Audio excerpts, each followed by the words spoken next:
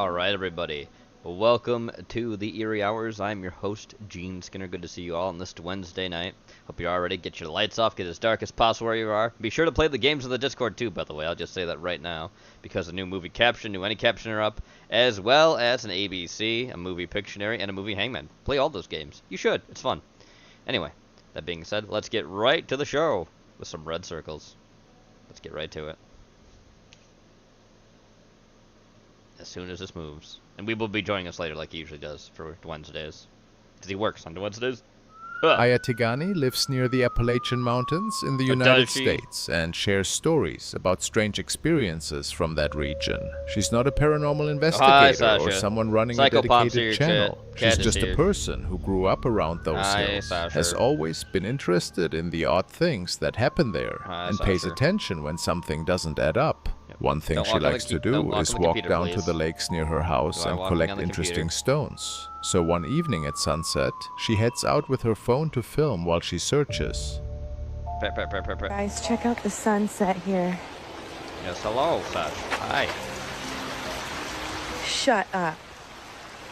Shut up. What? It's a sunset, what? Let's see if we can find any rocks while we're out here before the sun goes down. So I'm looking Does everything for get rocks hotter when that the sun are more goes like down? smooth to paint on and like flat and like a nice shape. Maybe like the shape of like states or something, so that I can do like a rock painting series, or like little small ones that are like I can do like little ladybugs paintings or something like that. I mean, I have a lot of decorative rocks in my house. You can ask my husband. He's like, dude, do you even need that many rocks? Deal breaker. But I'm not finding any like really good.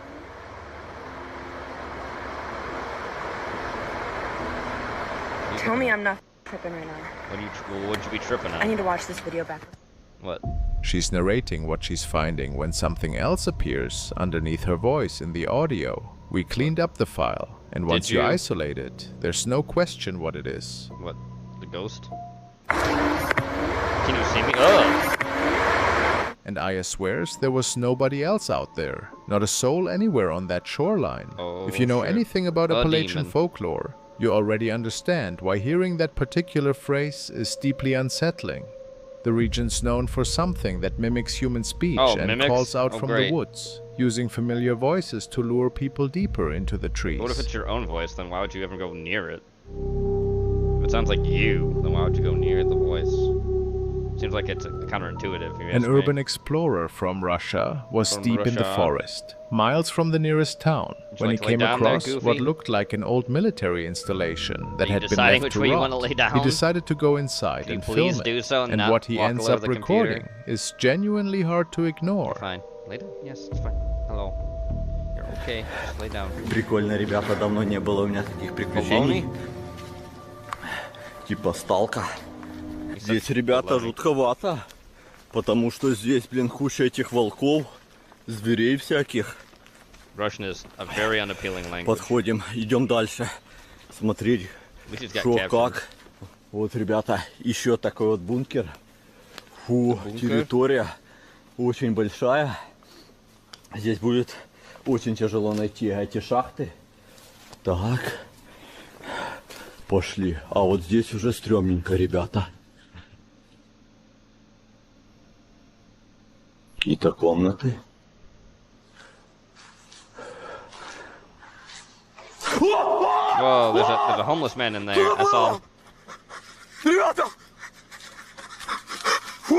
I saw him. I saw the homeless. While he's sweeping his camera through the rooms, something pale catches his eye. A figure stepping out from one of the doorways and moving toward him. He doesn't stick around. He turns and bolts. Later on, he looked into what the place actually was. Turns out a lot of people died there under brutal circumstances. Oh, great. As for what he saw in that hallway, that's still unclear.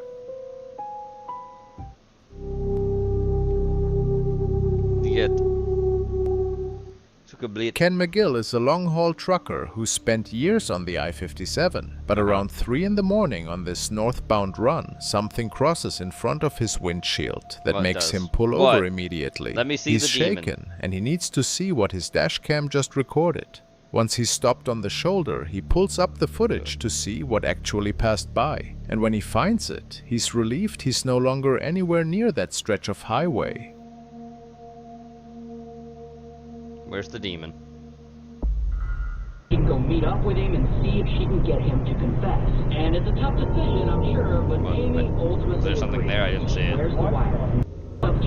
Space homeless, that's right. Right there in the frame, a figure in white clothing appears near the highway. It shows up without warning, crosses through the shot, then vanishes just as quickly. The whole thing only lasts a few seconds, but Ken knows he didn't imagine it. The next day, after Ken uploaded the video, there was a crash at that same location. Oh, really? The drivers involved told responding officers they'd swerved to avoid hitting a woman in white standing in the middle of the interstate. When interstate police reviewed the security footage, they saw the car swerve and crash, but there was no woman in the road at all. The passengers swore they saw someone standing there, but the camera showed only empty pavement. Ken believes what appeared that night wasn't human. Ghost or glitch, it still doesn't sit right. Glitch? How's it a glitch? Where are all my glitches at?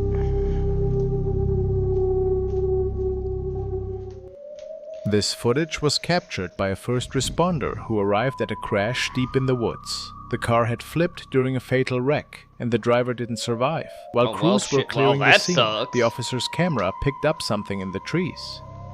What did it pick up?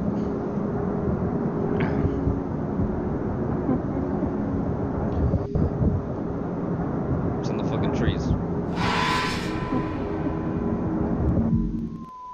A shadowy figure, barely visible, passed through the frame. According to the report, no civilians were anywhere near the area, just police and paramedics. The shape looked bent over, almost like it was crouching or trying not to be seen. Some who've watched the clip think it might have been the victim's spirit lingering near the wreck. Yes, you do.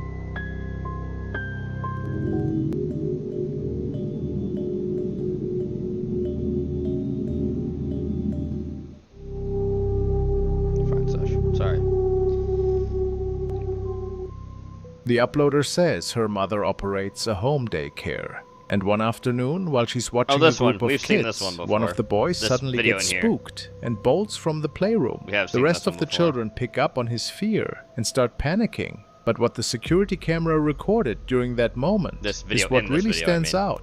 The footage shows something nobody expected. Oh, I forgot to close Steam. So it just popped up. I'm like, oh, maybe I should do that.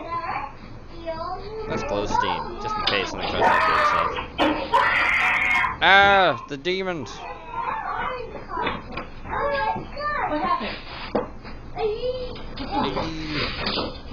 There's a hand or something that's in the doorway, like it's high up. Yes, Sasha, you can sleep there, that's fine. That's where the demon was. The kid's not having it.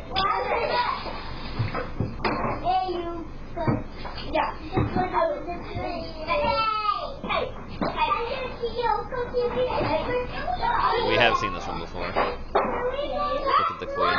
Yep, boom. It did fall over on its own. Get out of there. You can see the boy staring into the playroom, visibly afraid of something. His mother walks in to check, and that's when a large plastic playhouse tips over by itself, completely untouched. No kids are near it, and nobody's even close to it. The family couldn't explain what happened, but after they posted the video online, someone watching noticed a detail that makes it much harder to dismiss. A demon.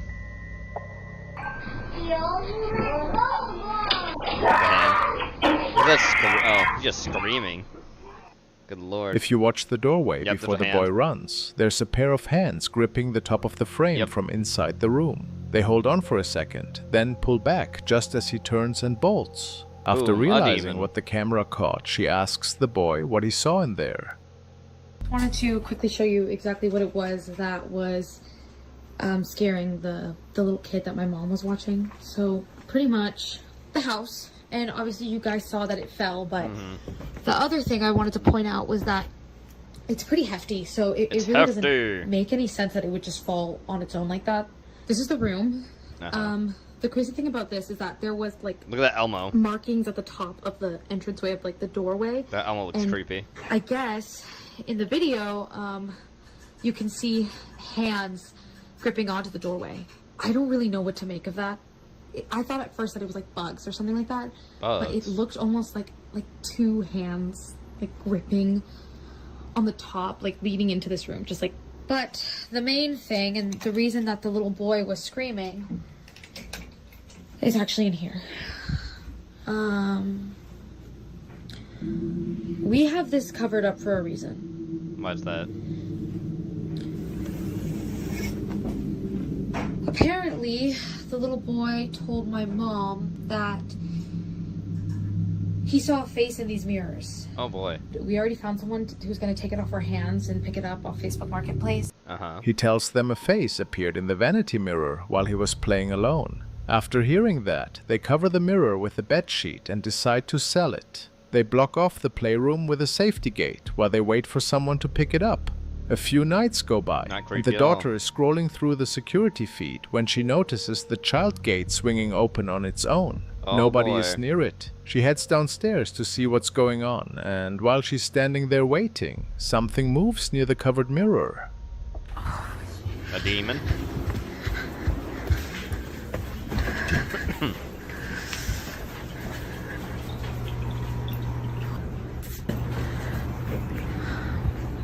Okay, the gate is open, I see that. That's f***ing creepy. Excuse me.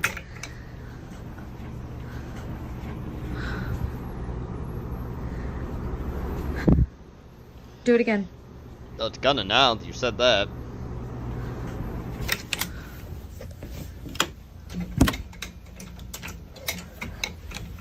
You're just inciting the demon. Like, yeah, okay. Do it again. Do it again. I'll You wait. won't. You won't.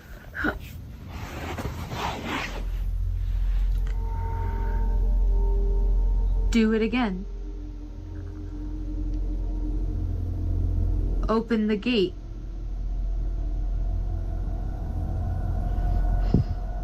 Do it.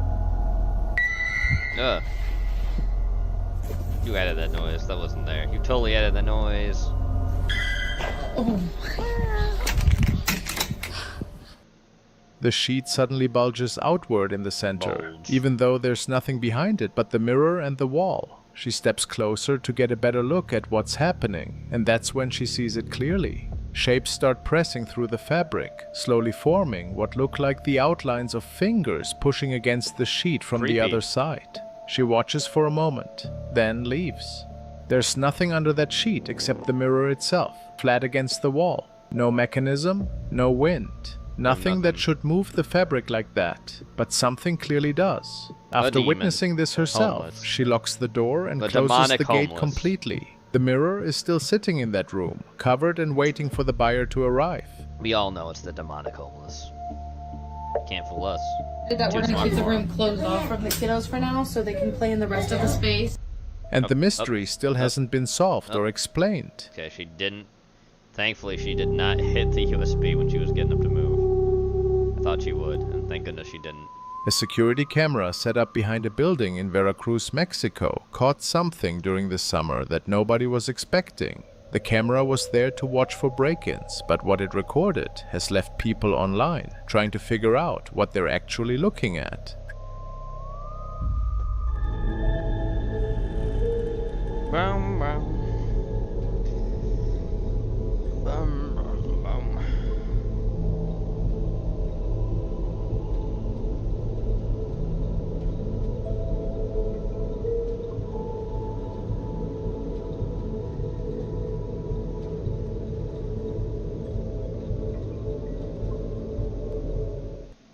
At first, it looks like someone limping across the frame toward a gate, but the way they move feels wrong, unnatural. And then, just as the figure reaches the gate, the top half of their body vanishes. Not gradually, it's there one moment, gone the next, like something out of a horror film.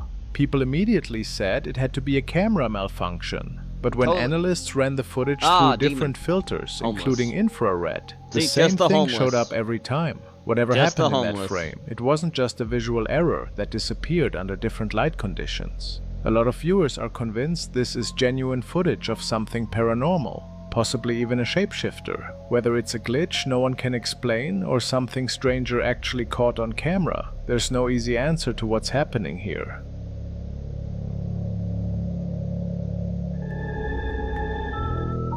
Let us know. Let us know.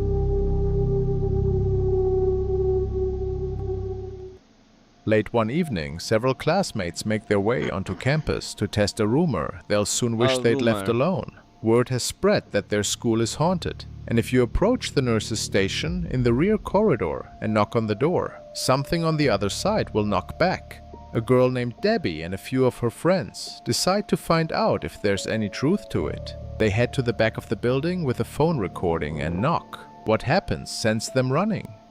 Go. Go. Just knock on it, knock. Knock, go.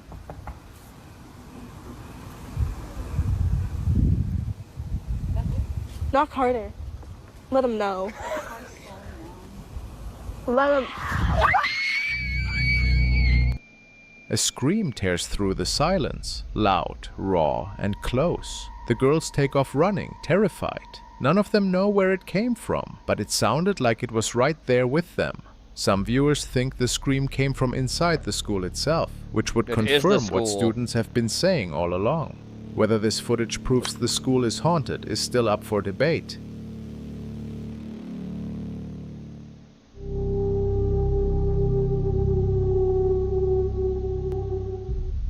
Dee runs a channel called Dee's Dark Adventures, and she does exactly what the name suggests. She goes out into remote forests alone, usually at night, looking for cryptids and paranormal activity. On this particular stream, titled Already Hearing Things, she was deep in the woods, with nothing but a handheld flashlight. For a while, everything seemed quiet, just trees, darkness, and the sound of her footsteps on the trail. But then something moved off in the brush, and she stopped walking immediately. She turned her light toward a thick section of brush and branches, and when the beam settled, she went still. There was something in there, staring back. Let's see what it is. What it looks like. I see it. What the f*** is that? It's small. What do you mean what it is? That's an animal. That's an animal. What? It's like a cat or something. Stop moving. Don't get closer to it. It's a personal move where they. Stop moving. I'm shaking, guys. I'm trying to. I'm pretty sure that's just a cat. I know it's a really shitty focus, but I don't think that's a crypt or nothing. It's got a white head. It's got a white piece to it. Oh, What the f*** is that? Looks kind of fake. It's gonna blink. What is that? It looks fake. Something moving to my right. Is it what moving? are you? What is that? Is that like a... Why don't you get closer to it? Is it a raccoon? Hold on, I gotta take you out a little bit because... Hold on, let me move. I can't see it. I'm too close and I'm shaky. Hold on. Is it moving? Big head, that's a big head. It's an animal. It's an animal of some kind. It's either fake or something. I don't know. Get closer to it. I can't see it fully. It's so shitty. What are you? I'm trying not to shake. Take the light off. Look, the lights, the eyes are shining in.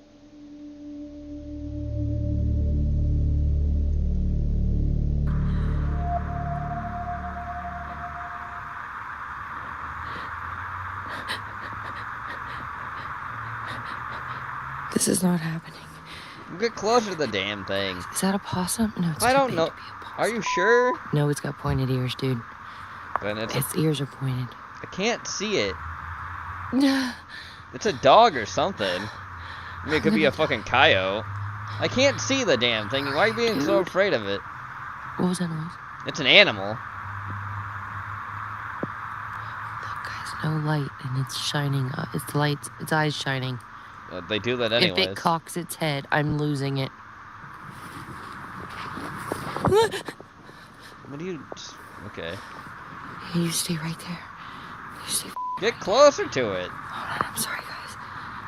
It's fake, because I can tell it's fake.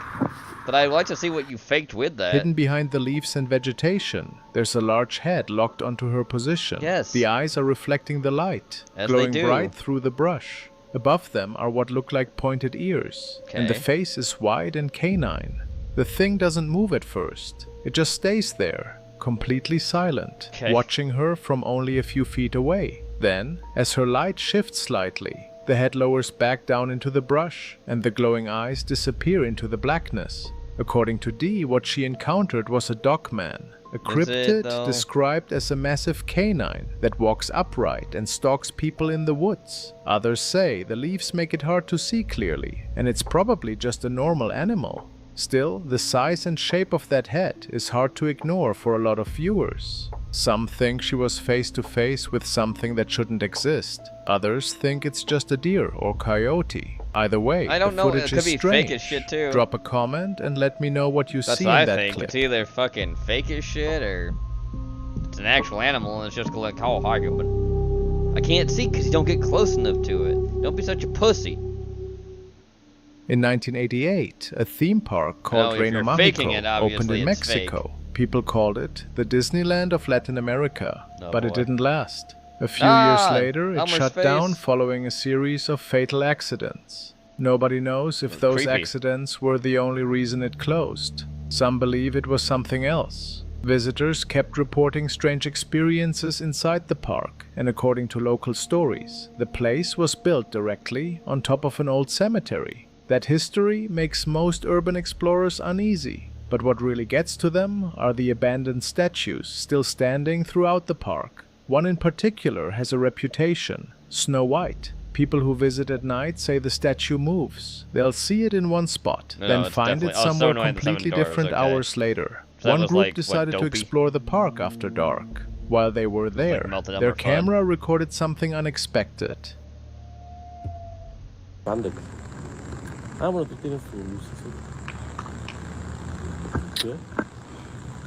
Güey, ese es el velador de... Yeah, see it one day. ¡Ey! ¡Velador! Aguanta, espérate, ey. No te muevas. No mames, no te muevas ahí. Güey. ¿Velador?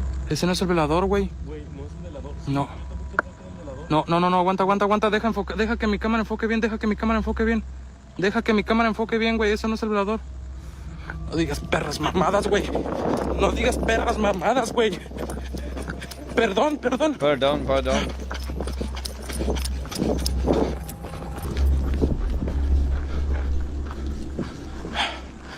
Güey, ¿fue aquí? No digas mamadas, güey. Mire. No digas mamadas, güey. This can't be real, dude. I think we've seen this video before too. No, No, güey, no mames. No mames. ¿Qué fue eso, güey? No sé. No mames, güey. No mames. ¿Crees que haya sido ella? Güey, nos estamos metiendo más adentro del Reino Mágico. Banda, comparte. No mames, güey, no mames. No way, dude. The group spots what looks like another person wandering through the park, but something feels off. As they get a better look, they see the figure is wearing a dress, and the way it moves isn't right. Later, the group spotted the Snow White statue in the park, and immediately recognized the dress color. It matched exactly what the figure had been wearing when they saw it earlier. They couldn't shake the thought that the statue itself had somehow moved on its own, though there's no real proof that happened. Whether the statue really moved by itself that night, or something else was going on, no one in the group could say for sure. Drop a comment and tell me what you think happened here.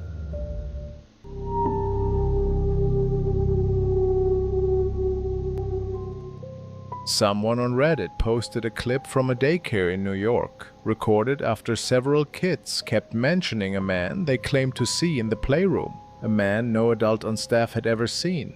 No one knew who the kids were talking about, but there was something else troubling the staff. An employee who cleaned the basement would sometimes go down and find toys arranged in a perfect circle on the floor. It upset her so much that she came back upstairs in tears more than once. After the cameras went up, they finally caught something on tape.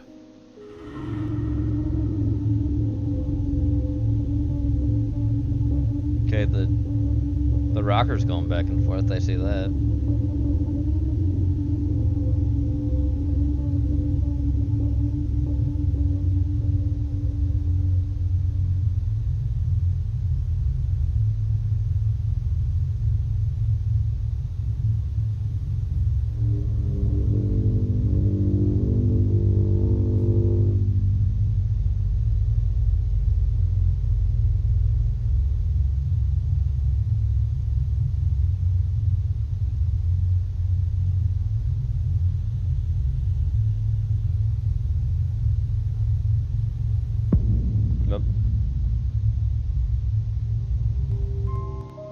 The footage shows a seesaw in the empty playroom starting to rock back and forth on its own. Once it stops, a ball rolls slowly across the floor, as if something just let go. Then a basket sitting on a table gets knocked to the floor, as if something moved across the room and shoved it off. When staff reviewed the footage, they started wondering if this activity was connected to the disturbing man the children kept describing. Creepy.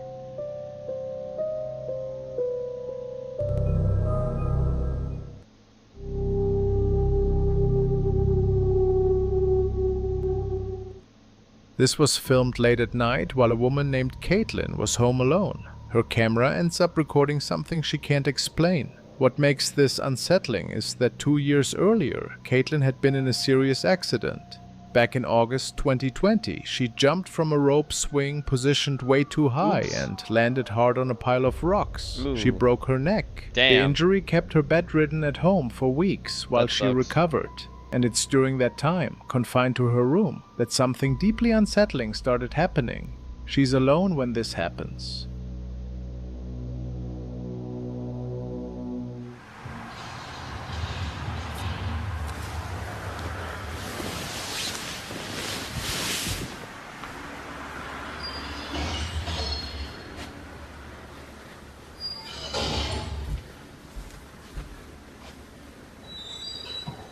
I for one am spooked. This is how this looks in general.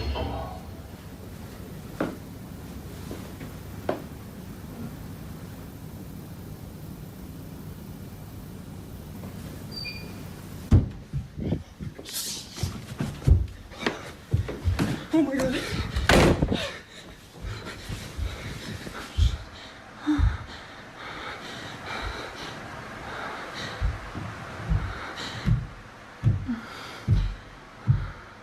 Boy.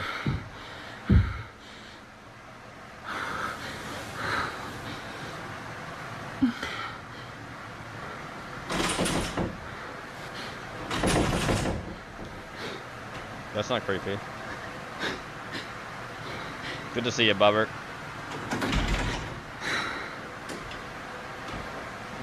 I didn't say that earlier. Good to see you.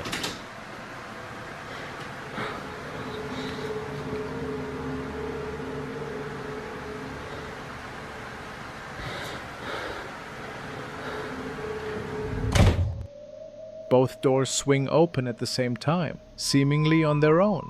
Caitlin sits frozen on her bed, too scared to move. A few days later, it happens again in the same room.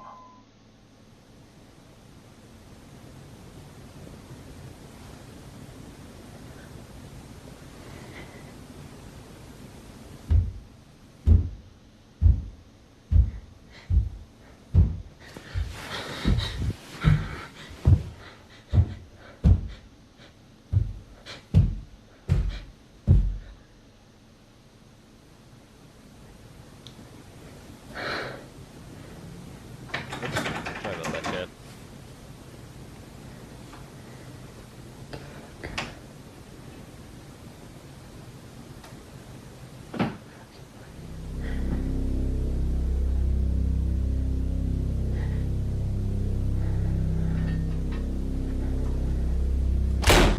Whoa. The same door shuts by itself, just like the first time. Viewers who saw the clips pointed to the room as the source of the activity. Caitlin hasn't posted about either incident since uploading the footage. Based on her reaction in both videos, she'd probably rather not relive it or talk about what happened.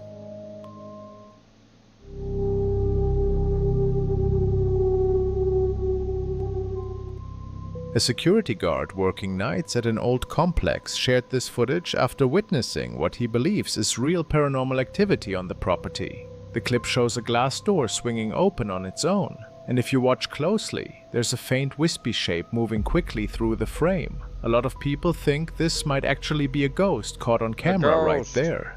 Spooky.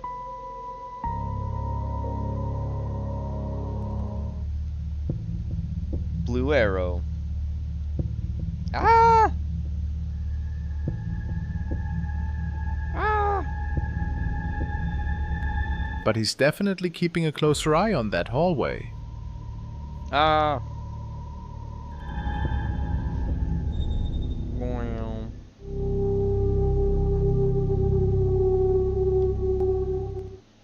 Nate's a caretaker at a cemetery, and he's been posting footage of strange activity on the grounds for months now. But according to him, whatever was happening there didn't stay put. He claims it followed him home. Now he's dealing with poltergeist activity in both locations, at work and at his house. Just days ago, Nate says he caught sight of a figure wandering through his shed. Where? I saw somebody walk by in there. Did you? It's hard to see through the window. But I was walking up to this door to unlock it. Not this, Nate. Real quick. Tell him. I saw you.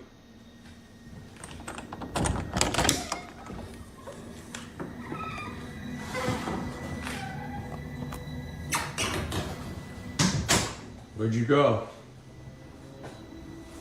Yeah, because I would have been right here. I saw you go by the window.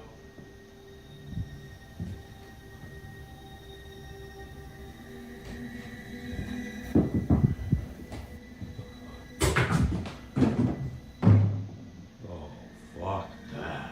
Oh, fuck that. Nope. Sorry, don't want to play. Well, maybe the ghosts don't care what you want. Fuck that. Oh, hell no. Holy shit.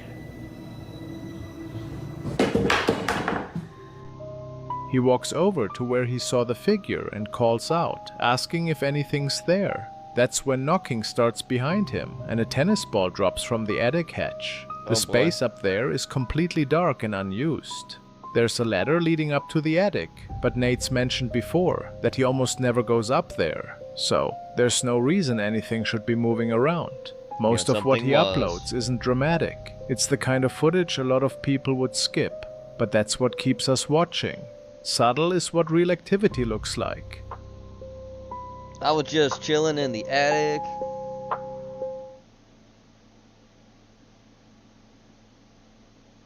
Alexander Dean was a 24-year-old aspiring bodybuilder living in Belgium who spent nearly 2 years documenting his fitness journey on YouTube. For, his channel reasons. was small, with most videos only reaching a few hundred views, but the goal behind it was clear. Alex wanted to build a career around bodybuilding.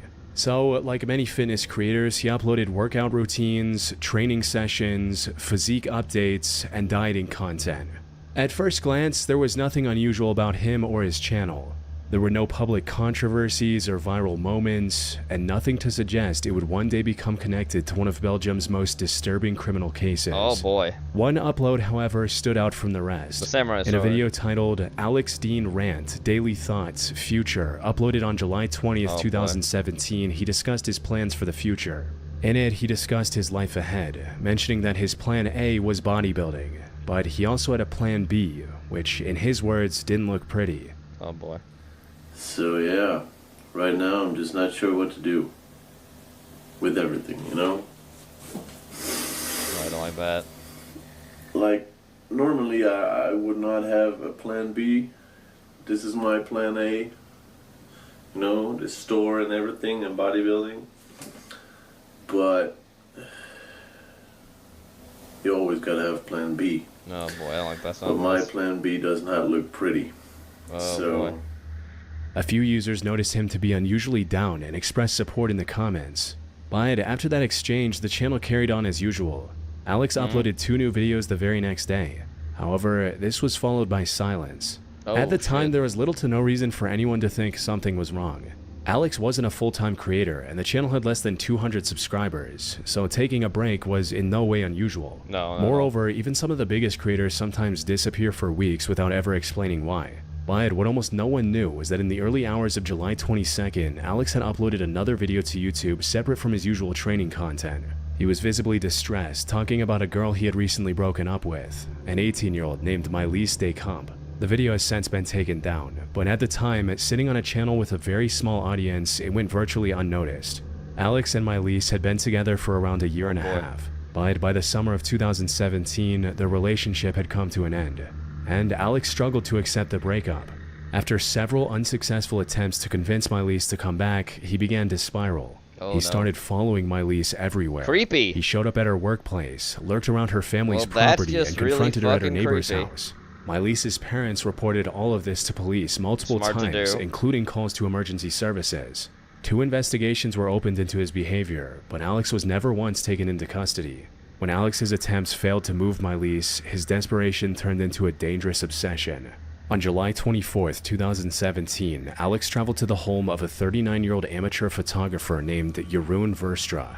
Jeroen had taken suggestive photos of Dwende in the past, and Alexander had been unable to let it go. He later claimed he believed the photographer had physically harmed her, though the court would ultimately question whether that was true or whether the whole thing came down to jealousy. Alex broke into Jeroen's home and waited for him to return. When Jeroen arrived that evening, Alex ambushed him, held him captive for hours, and ultimately killed him. Jeroen's body was discovered the following morning by a colleague.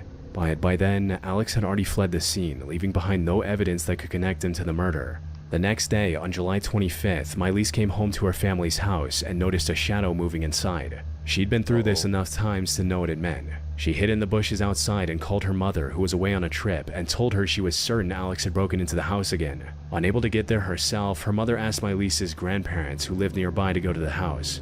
When the 3 of them went inside, they found Alex already waiting. Oh, jeez. At gunpoint, he forced them to sit at the table before making a chilling declaration. I did it yesterday. I'm doing it again today. Oh, no. Only later would investigators realize he was confessing to Jeroen's murder in real time. Whoa. What followed was a tense, drawn-out conversation at the table. Dwende's grandfather told him to leave his granddaughter alone and that no one needed to get hurt. Throughout this time, Dwende's mother had been calling the house repeatedly. At one point, she reached the landline, and Alex picked up. She told him the police were on their way. She also called a neighbor to check on the house, but Alex slammed the door in his face, and the neighbor ran to call the police. Shortly after that call, Alex attacked. Unfortunately, by the time police arrived, Alex had already fled the scene, leaving behind Dwende and her grandparents lifeless on the floor. Damn! A man who, just days earlier, had been known only to a handful of people as a small-time fitness YouTuber was now the most wanted suspect in one of Belgium's most disturbing criminal cases. That's fucking terrifying. A nationwide manhunt was launched, and the next day he was arrested at a supermarket. As the investigators pieced together the previous 2 days, it became increasingly clear that Alex had been planning this depraved crime for several days. In a text conversation with a friend sent before the murders, he had written that he was about to do the dumbest thing he'd ever done, and described ending Dwende's life as a way of protecting her, saying he'd rather protect her forever by hurting her once. Looking back, his sudden disappearance from his YouTube channel wasn't a break. It was the point where his obsession and insanity, which he hinted at in Plan B, moved off camera and into real life. In May 2022, nearly 5 years after the murders, a Belgian jury found Alexander Dean guilty of murdering Jeroen Verstra, Dwende, and her grandparents. He was sentenced to life in prison. Smart. Yet, his YouTube channel was never taken down. Wow, and to this wild. day, his videos are available online as an unsettling record of a young man's descent from ambition into obsession, with one upload where he publicly confessed his intentions days before committing the horrific crimes. On February 20th, 2019, a teenager from Uckfield in England named Mark Williams made a YouTube channel to document his love for parkour and urban exploration. Although the channel started as Rooftop Legends, then changed to RoofTube, Mark eventually settled on the name Displace. In his initial videos, Mark was accompanied by his younger brother as they visited different sites in the area. And even from those first uploads, 2 things are immediately clear. One was that this wasn't a harmless hobby. Whether he was scaling rooftops or being chased off by security guards, every upload showed that what Mark was doing carried real risk.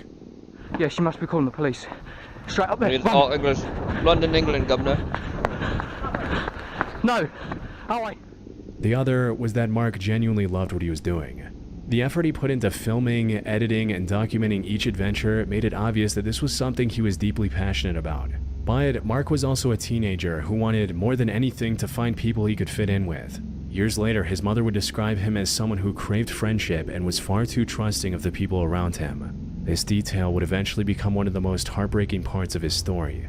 When his younger brother gradually stepped away from the channel, Mark's uploads grew inconsistent, and slowly his regular posting schedule fell apart. Then, on November 1st, 2020, Mark uploaded a video titled "This Place is Returning," explaining that he'd bought an action cam to film properly and was committing to a regular schedule again. I promise you, this place is coming back. I'm getting a new action cam. New action cam, Governor. I'm getting a new action cam, and I'm gonna hit some serious videos. Not like hit it, like the before, gritty proper ones. I'm just getting myself back in shape again. In shape? Especially during the night as well, no one can see me up here. He also mentioned that the reason he'd been away was that he'd applied to become a police community support officer and had been rejected. Oh. Sorry about the long time. I applied to be a PCSO for some reason and I got rejected, so now, you know, I'm coming back full on. I'm coming back full on. Properly coming back, right. True to his word, Mark started posting consistently, at times sometimes posting 4 or 5 videos a week. Wow. As the channel gained some momentum and built a small audience, why does he look like some viewers started watching him regularly and even wrote in to suggest where he should explore next. This guy. Among those admirers was 19-year-old Lewis Ashdown. Lewis shared Mark's love of parkour and filming and commented under one of Mark's videos that he was from the same area and would love to meet up and film together sometime. Time for that murder. day came on the 9th of December 2020 when Mark posted a video exploring Uckfield's water treatment plan, joined for the first time by Lewis. Hi guys, I'm back here with Lewis and we're going to do the water treatment facility in Uckfield, in the industrial estate. The two got along immediately, and from that point on, Lewis became a regular in Mark's videos. By it, not long after, Mark took another break from the channel. He explained why in a live stream, saying he was feeling discouraged. Oh boy. I am not sure where my channel is going to go. I don't know if I'm going to keep doing these videos. I don't know if I'm going to be doing different videos or whether I'm going to stop completely. At this point in time, I don't know. I've been trained to get my SIA license over the past couple of weeks, and I can't really risk that. But I'm not sure at the moment. I need to talk with Lewis some more, work something out. However, during this stream, Lewis joined under the username AdmiralUnknown1499 and started pushing Mark to keep going, throwing out ideas for future videos and suggesting new spots to film. Upon seeing these comments, Mark visibly lit up and started talking about what they were going to film together. Over the next month, Mark uploaded 2 more videos, walking around more abandoned sites with Lewis and laughing together. What Mark didn't know at the time was that these 2 clips would be the last he'd ever film. On May 29th, 2021, he had planned to meet up with Lewis to discuss a few ideas for the future. But when he found out that Mark had brought his younger brother along, Lewis said he didn't feel comfortable and didn't show up. He later convinced Mark to meet him alone in a different area. The two ended up drinking together, and even though Mark rarely drank, Lewis kept pushing him to have more. At 11:30 p.m., Mark called his aunt to say he was on his way home. She could hear Lewis in the background, telling her he'd make sure Mark got back safe. But Mark never made it home. And when several hours passed with no word from either of them, their families reported them both missing. For a small town like Uckfield, 2 people vanishing at the same time was almost unheard of. The first assumption was that they'd gone exploring somewhere dangerous and gotten hurt. Being what they were into, it wasn't hard to imagine them climbing something they shouldn't have. Or maybe they just had too much to drink in the woods and couldn't find their way back. But when investigators went to Lewis's house, they found bloodied clothing stuffed inside a wardrobe. Forensics confirmed the blood was Mark's. This instantly turned the missing person case into a potential murder investigation. Lewis was eventually found at a friend's house. That same friend told the officers that Lewis had already confessed to him about taking Mark's life. In the days after the attack, Lewis turned up drunk and admitted he had done something terrible. What a nut He job. then pulled out his phone and played a series of clips he'd filmed while committing the gruesome act. Officers recovered a total of 7 clips from Lewis's phone. They were filmed over roughly an hour and were so disturbing that the court later ruled the footage too harrowing to be shown. But that left everyone with a single question. Why did Lewis decide to take his friend's life? The easiest explanation was that the night just went wrong. Mark almost never drank, and he'd spent hours in the woods getting heavily intoxicated with someone he trusted. And considering how easily alcohol can turn an ordinary evening between two young men into something ugly, it's not hard to imagine how a simple argument or a shove could have escalated into real violence before it spiraled out of control.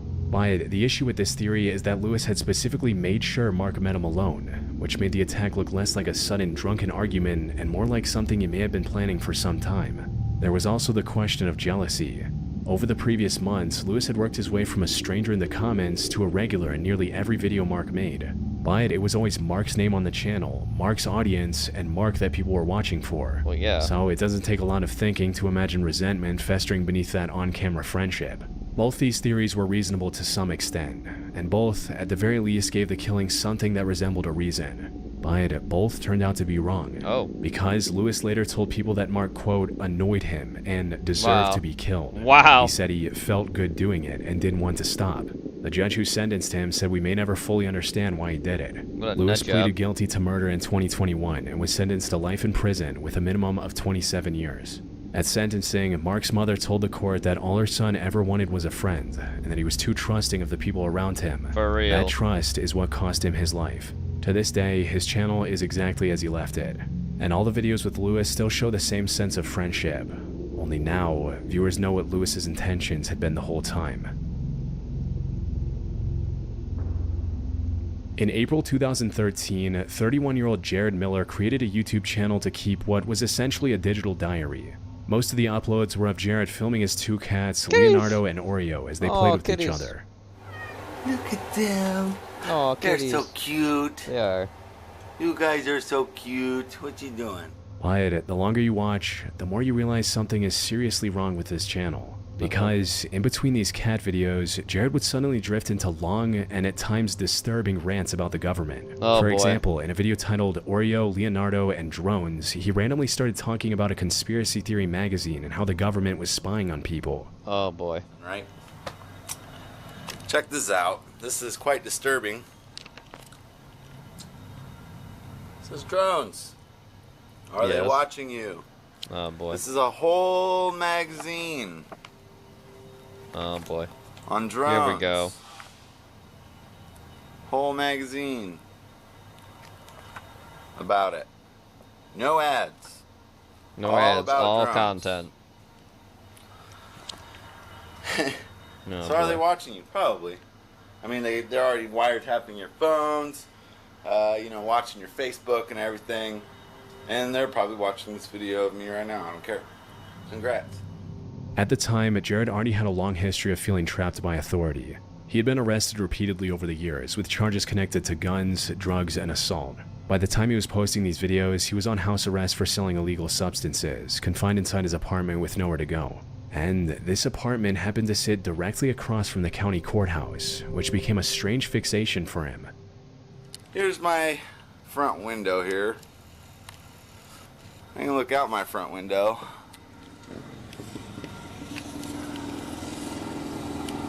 And you look a little closer.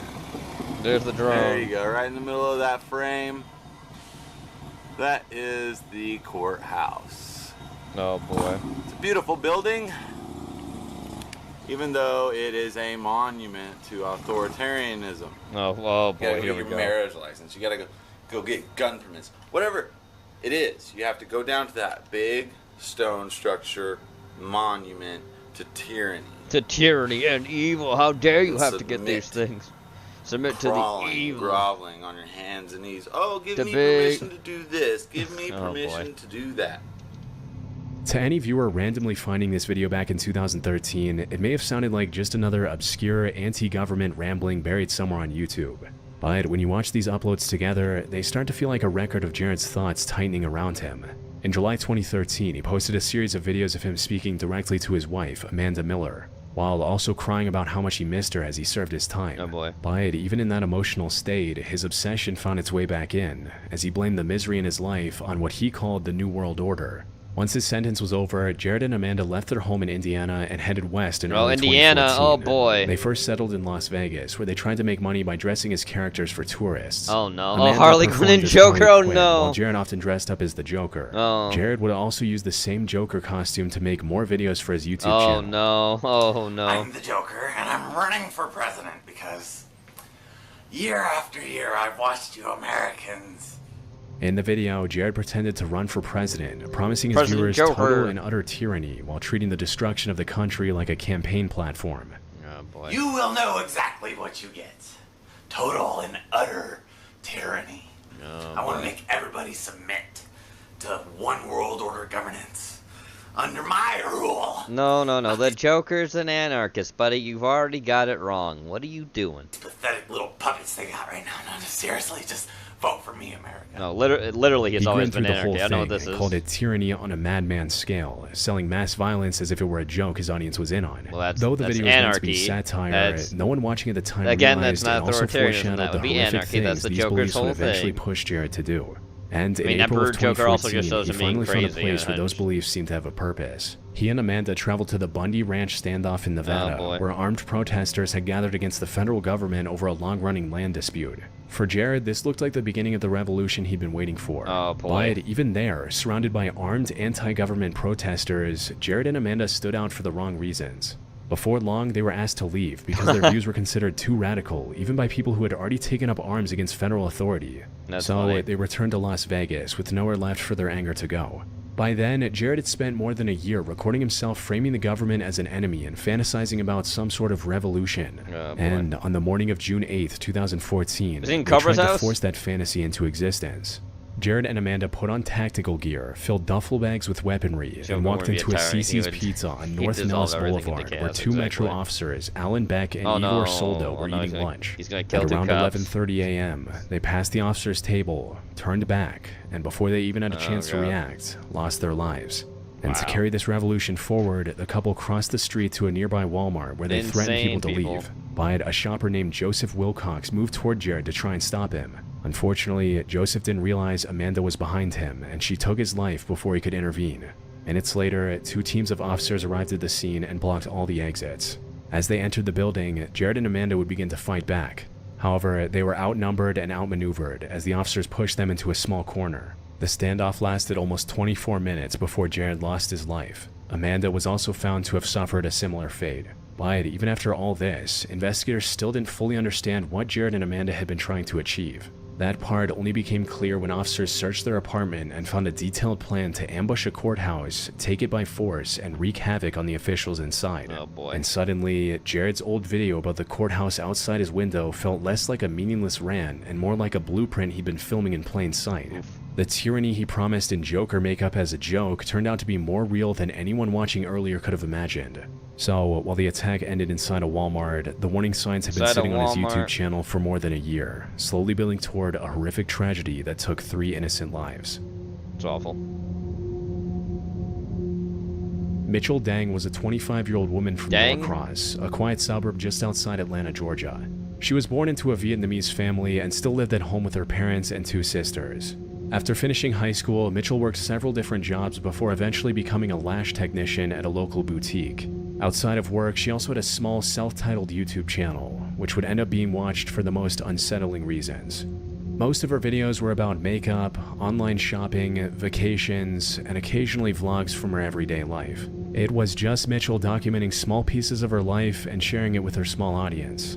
So, on Saturday, August 26, 2023, when she posted a vlog about getting ready for a concert at Alley Cat Atlanta, there was nothing about it that seemed out of the ordinary. Shirt, and then I'm wearing a black mini skirt. I'm just going to go and dance my heart away. She was showing off her outfit and looking forward to having a good time. But unfortunately, this wouldn't be the case.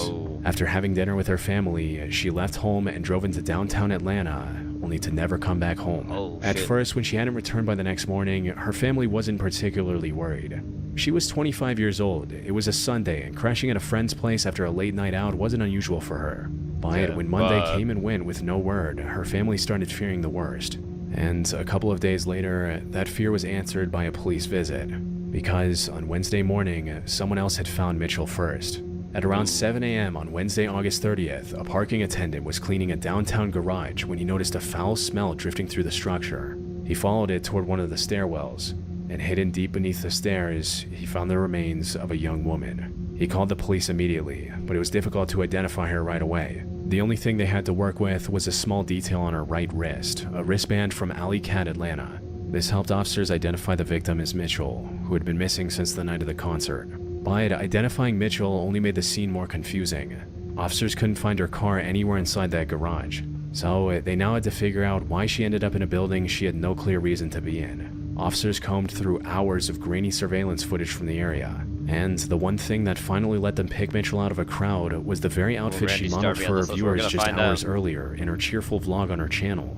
At some point after the show, Mitchell had gotten separated from her friends and was walking alone, struggling to find her car while she was visibly intoxicated. Not a good sign. That's when a stranger approached her and offered to help. At first, she tried to wave him off, but the man kept following her and insisting that he could help, until eventually Mitchell allowed him to walk with her. According to official reports, he then led her toward the parking deck, where she was later found, which possibly means he may have used the fact that Mitchell wasn't sober to make himself seem harmless long enough to get her somewhere isolated.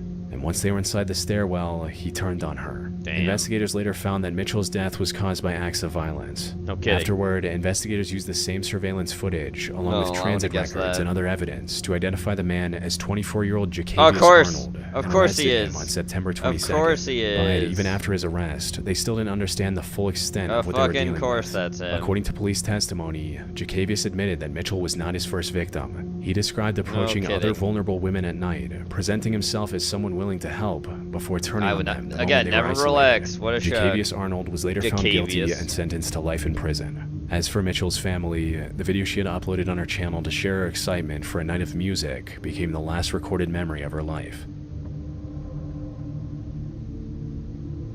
Austin Harif was a 19-year-old college student from Palm Beach County, Florida. On paper, his life seemed like it was moving in a fairly normal direction. He had graduated from Suncoast High School, enrolled at Florida State University to study biology, and developed a growing interest in fitness and bodybuilding. Then, in March 2016, he launched a YouTube channel called A Frost, where he began uploading videos of his workouts and fitness journey. His first upload was a straightforward guide about dieting and weightlifting, aimed at anyone hoping to get in shape. Today, I'm going to be talking about fitness as a whole and the challenges it brings, okay? Even though the video was clearly amateurly filmed and edited, Austin came across as articulate, confident, and genuinely passionate about fitness.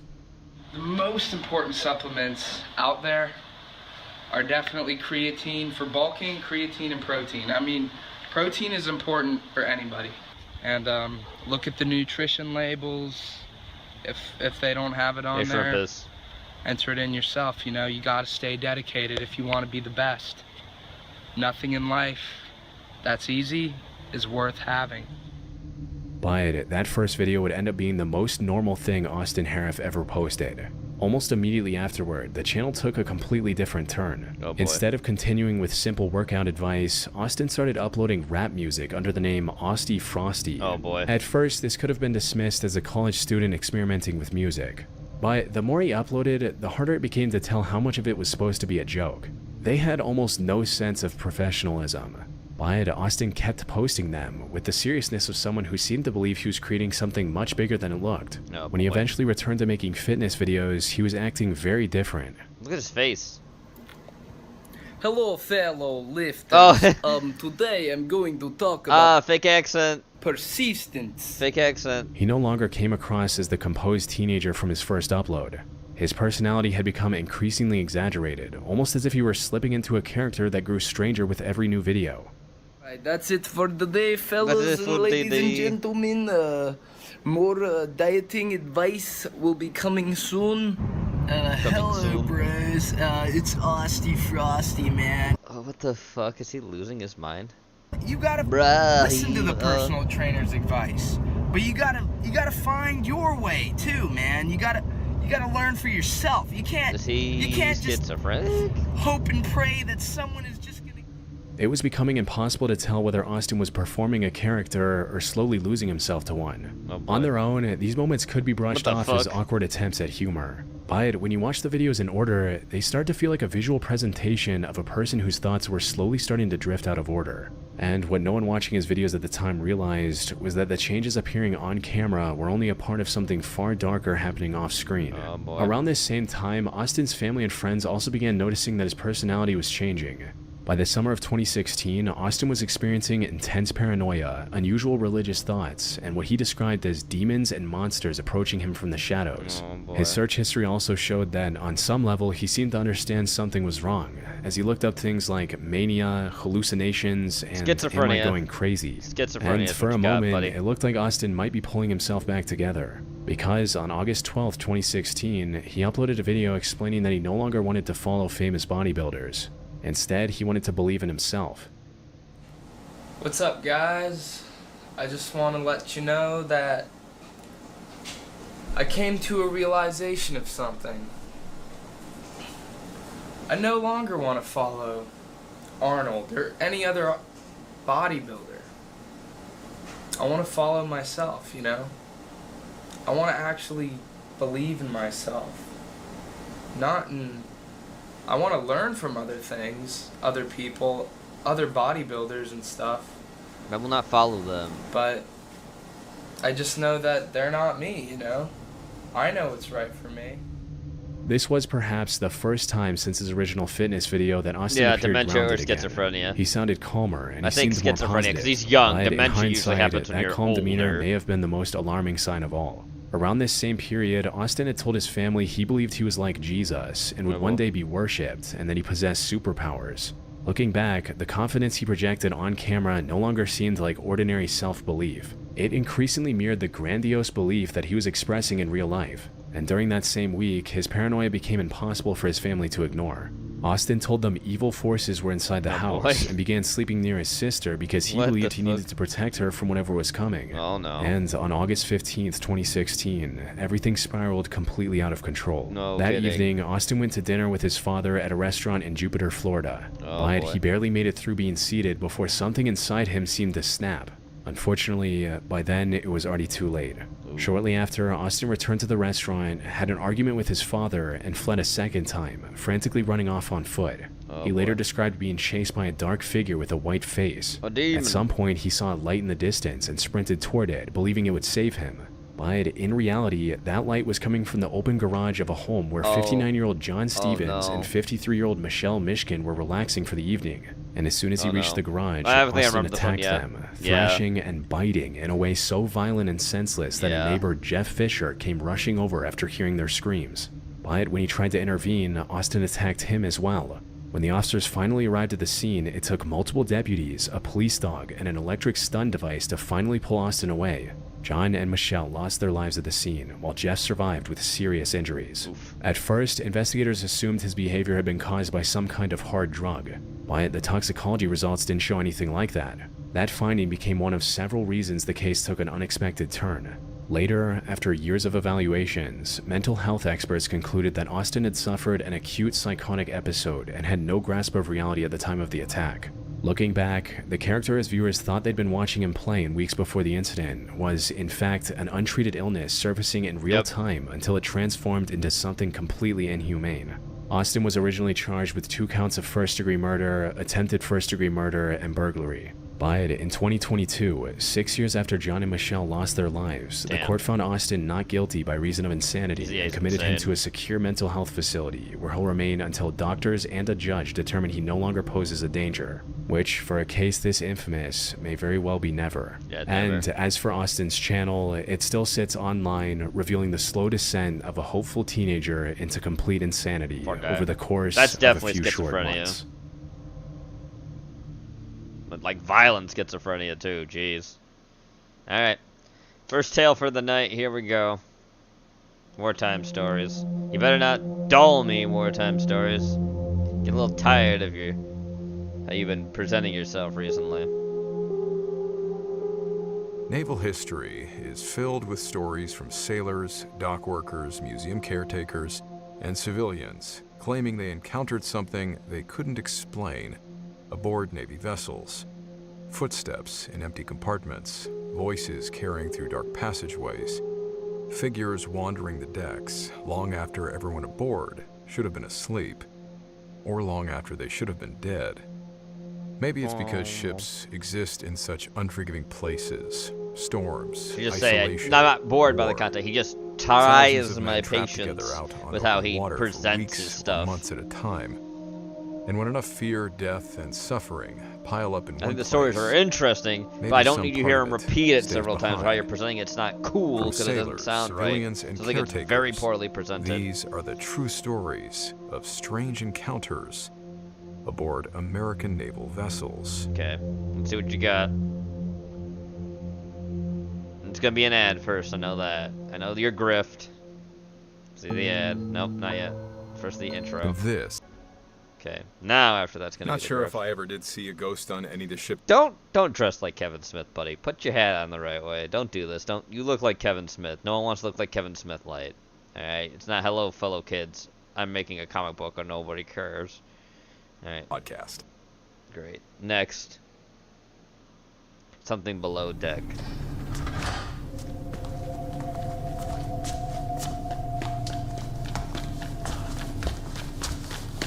Oh, Jesus, man. Oh, my bad. My bad. I'm sorry. You're not sorry. If you were sorry, it wouldn't have happened. You okay? Yeah, I'm good. Bullshit. You look like you just saw a ghost. What? Oh. How did you know? No, just gotta turn around for a second. Yes, yeah, I agree. You got lost? Quite a lot, actually. I was just down in the hangar bay. It's quiet, Robert. The hangar yeah, bay? It is. Look at that. Starboard aft, the hoists. Huh. Engine shop? Yeah. So? Robert did it. I Robert did it. I never said that you did. But, you wouldn't be the first. What do you mean? You didn't hear about what happened back there? No. First tour guy came aboard not long after we got to Sasebo. They, found him down there a few months back. Found him? It had been a few days. Oh. Yeah, right outside the engine repair shop. Shit. You're gonna be okay? Yeah, no, I'm good. I'm good. Sorry. Yeah. I'll see you later.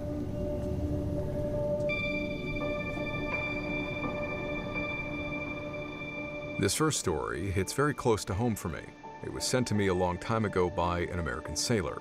I didn't get a chance to ask about using his name, so we'll have to call him Robert. That may or may not be his real name. Oh boy. Robert is a Navy veteran who served for many years across a number of vessels. Aw, shit, but Robert. one that's always stood out to him was the USS Look at all those hearts. Bonhomme Richard, the Goodman Richard, the Bonnie Dick, a Wasp-class amphibious assault ship first commissioned in 1998.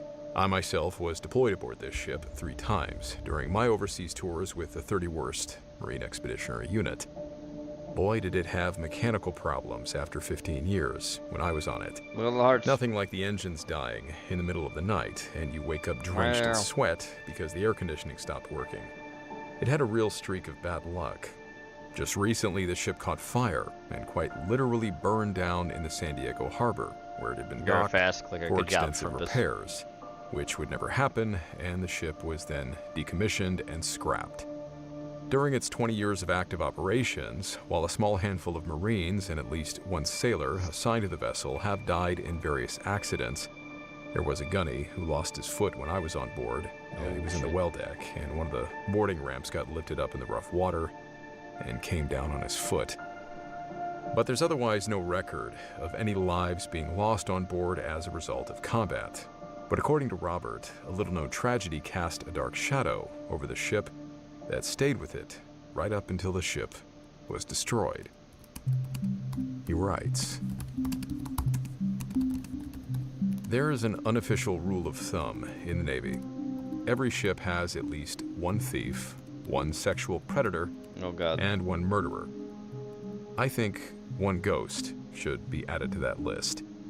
In late 2016, I was stationed on the USS Bonhomme Richard, LHD-6, out of Sasebo, Japan. This wasn't my first ship, nor was it my first time in Japan. I'd been in the Navy for 7 years by that time. By that point in my career, I'd already seen some pretty insane things. Dumbass Marines nearly setting the berthing on fire. I caught some whales mating on sonar. I even met my father's uncle for the first time on an aircraft carrier. Wow. But nothing so strange as what I witnessed aboard that ship, the Bonhomme Richard. One of my guys, I'll call him Tats, told me a story about a first tour sailor that arrived at the BHR a few weeks after the ship arrived in Japan. The BHR isn't a small ship. Its complement is about 1,500 sailors, and it takes on an additional 1,000 Marines with all their equipment for exercises, so it's easy to miss a few faces.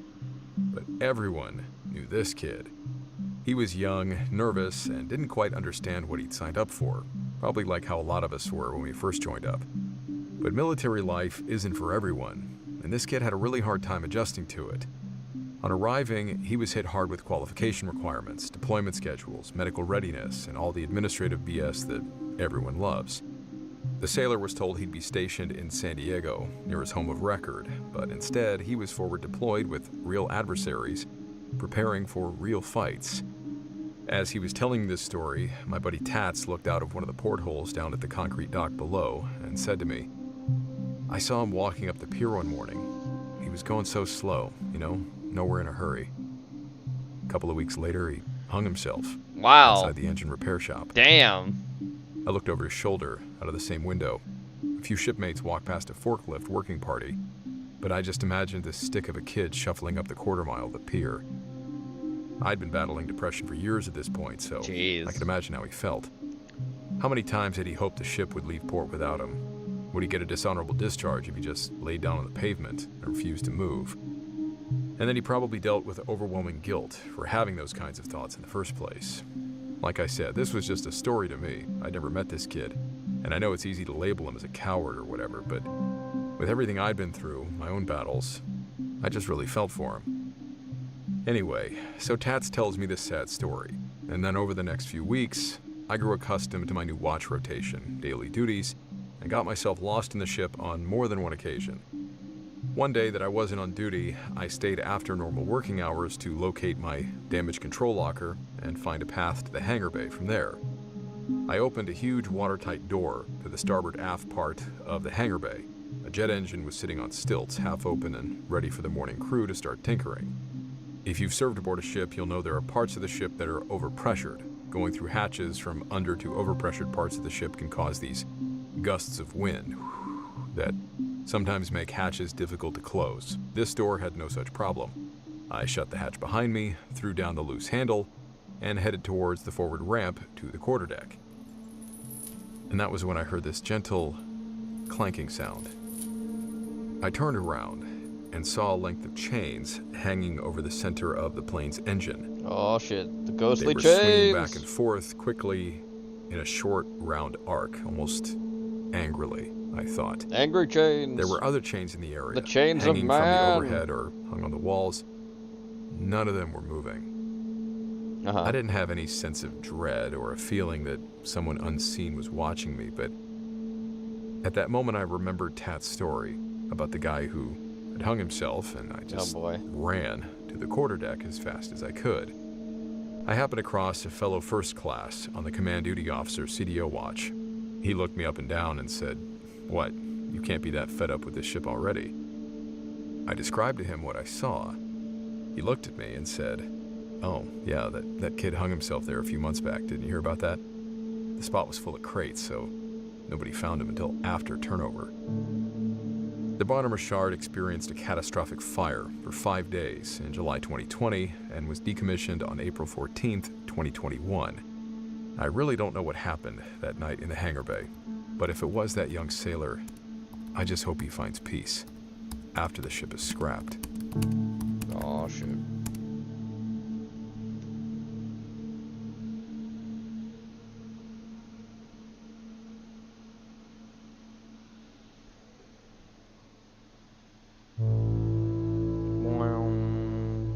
This next story was posted online by an American sailor under the handle Apolitical Politician. In it, he tells us about the time he and his buddies saw something strange while working below decks on the night shift. He writes, "I am a firm believer that most U.S. Navy vessels are haunted for a plethora of reasons. I've heard countless sailors share their own personal experiences aboard different ships, so I figured it was about time I shared mine. For my own privacy, as well as that of my buddies, I won't be sharing the name of the ship I experienced this on. Same goes for my rate, name, rank, etc. Anyway, I've been in the Navy for a little over a decade, with the majority of that career spent on the night shift. One night, myself and 4 other sailors were working in the wee hours of the morning. Our shift was between 1900 and 07, 7 p.m. to 7 a.m. We worked down on the 7th deck in an engineering space directly next to the ship's pump room. So at some point in the night, one of us was called up to tend to some business on the main deck. Can't really recall what the reason was, but I watched my buddy as he climbed his way out of the engineering space via the ladder well, which was the only way in or out of this area. You feel Only proud about of that? 3 to 5 minutes after he left, it started getting weird. Got a little weird with So we're sitting there, working away, staring at monitors, when all of a sudden, the hatch to the pump room adjoining the space we were in burst open. Like, it didn't swing open like someone just casually entered the room.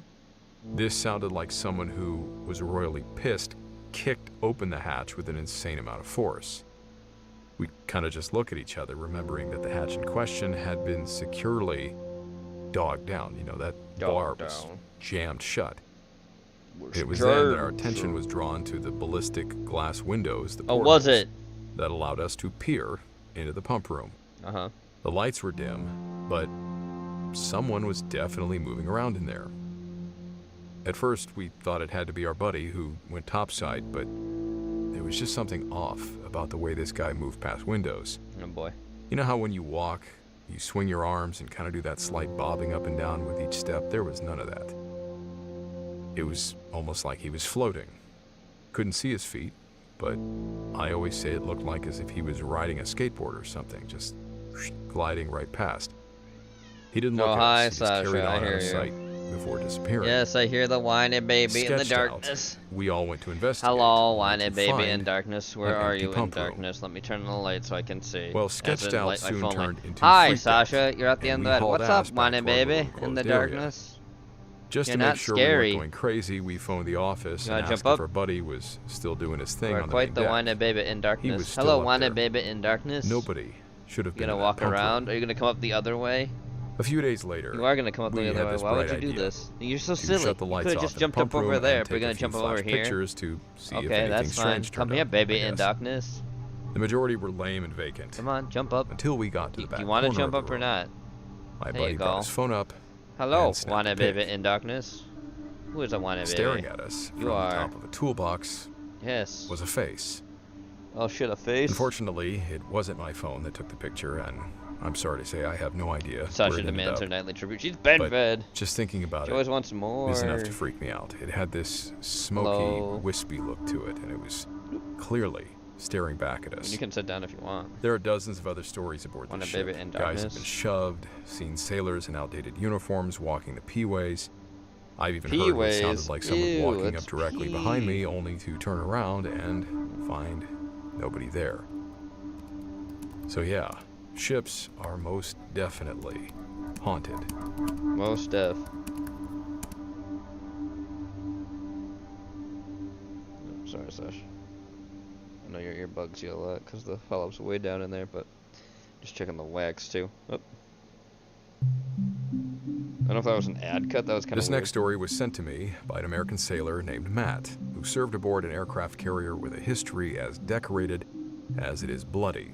By his telling of the story, what appears to be the USS John F. Kennedy, CV-67, also called Big John. Big John. Like so many of these stories, What Matt's Little story John? finds us deep below decks on the night shift. But what about Right. Little John, though? All right, I've got a ghost story for you.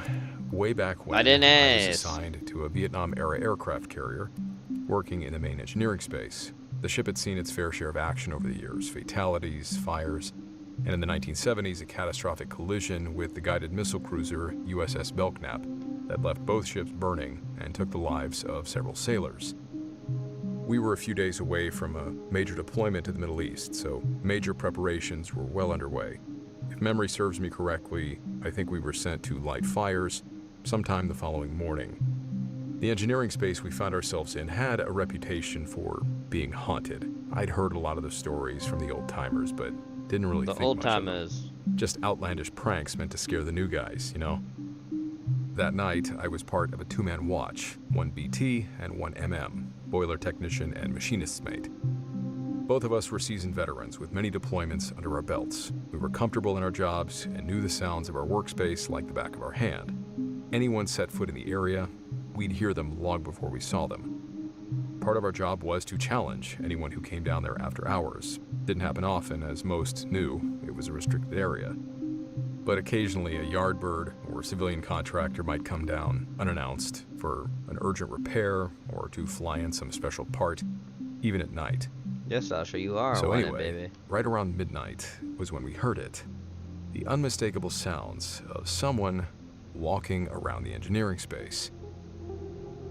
When we weren't making our rounds, the two of us stood in the EOS, enclosed operating space, to monitor the boards and phones. When I heard the sounds, I looked up at my watch partner, who I'll just call Frank. Frank had heard the steps too, his eyes darting up from the operating manual he was reading to the open watertight door that led into the engineering space. From where we were sitting, we couldn't see anyone. So I got up, walked between the two boilers, glanced up the starboard and port ladderways. Nothing. I shrugged and went back to the EOS, and right as I sat down, I heard it again. Footsteps on the hard metal deck. This time we both did a full search of the entire main space. Lower level, upper level, force draft blower room, all the way up to the main deck and back down. Both sides, port and starboard. We even checked the escape hatches. Nothing. And yet, these noises wouldn't stop. I just realized the If there's one charger's thing to know missing about from the Frank, secondary computer. it's that I he's a gotta big get it. dude. Like, I wasn't small, but this guy was an absolute beast. Absolute and I could tell unit. he was getting pissed. That's still not the right one. The sounds had been Ow. going on for a while, and I was so convinced that there was someone down there with us. There had to be. The other thing As I was was plugged searching in. the upper level, I just heard Frank down I hit below my shout, arm on the I don't damn care if Titan this is a and it security level hurt. check. If I find you hiding down here, I'm gonna kick your ass. I'm gonna kick your fucking ass. I honestly thought it was pretty funny. Eventually, we went back to the EOS and just stayed there, but the sounds never stopped. I stood at the door just looking out, chain smoking, to calm my nerves. I asked Frank if we should call in a security alert. Him being my senior, he said, "Hell no. What are we gonna tell them? They'll think we're nuts." He was probably right, but we were both pretty shook by that point. For some odd reason, the sounds came to a total stop around 4 a.m., and by 6 or 7, our relief showed up. As you can imagine, we hauled ass out of there as fast as we could.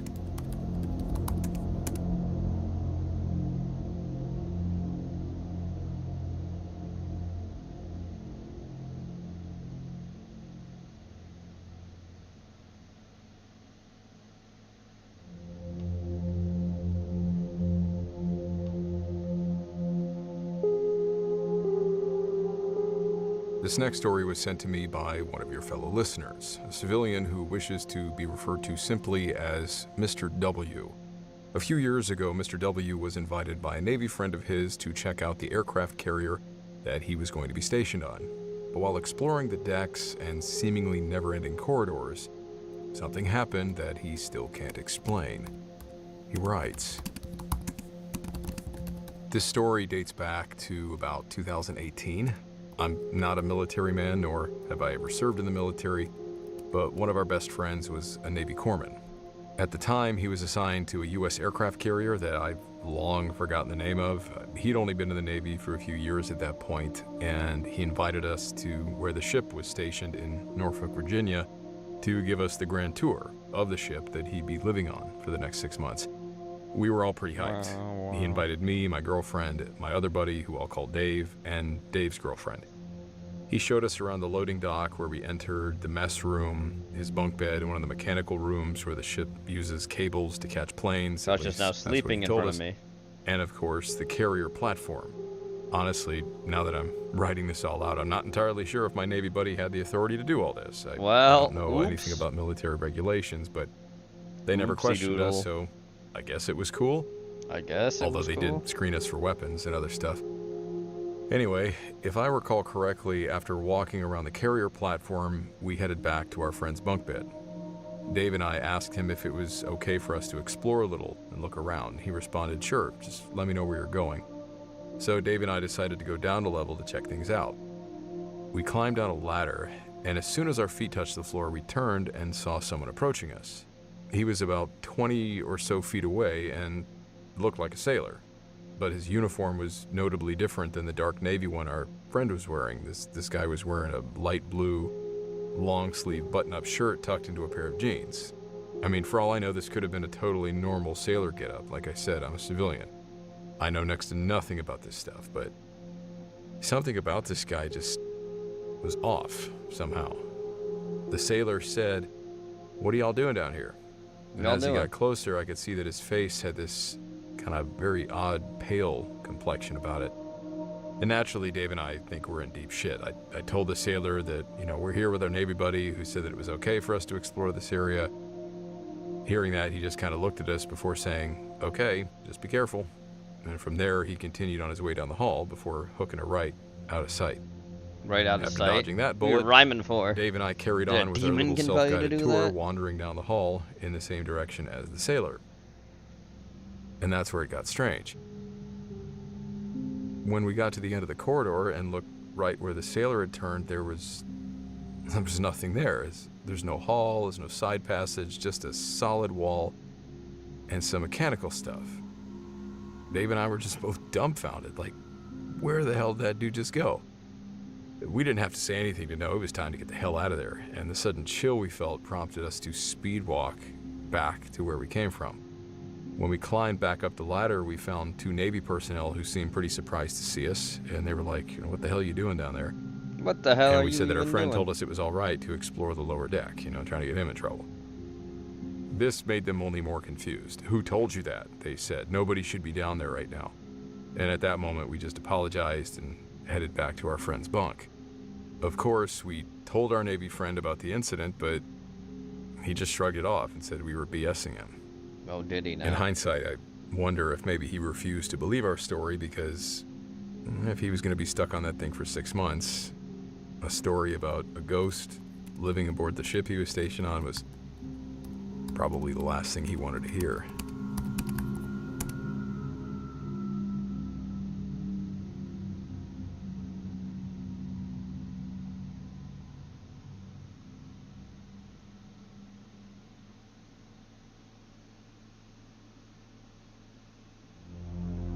You ain't got no lives.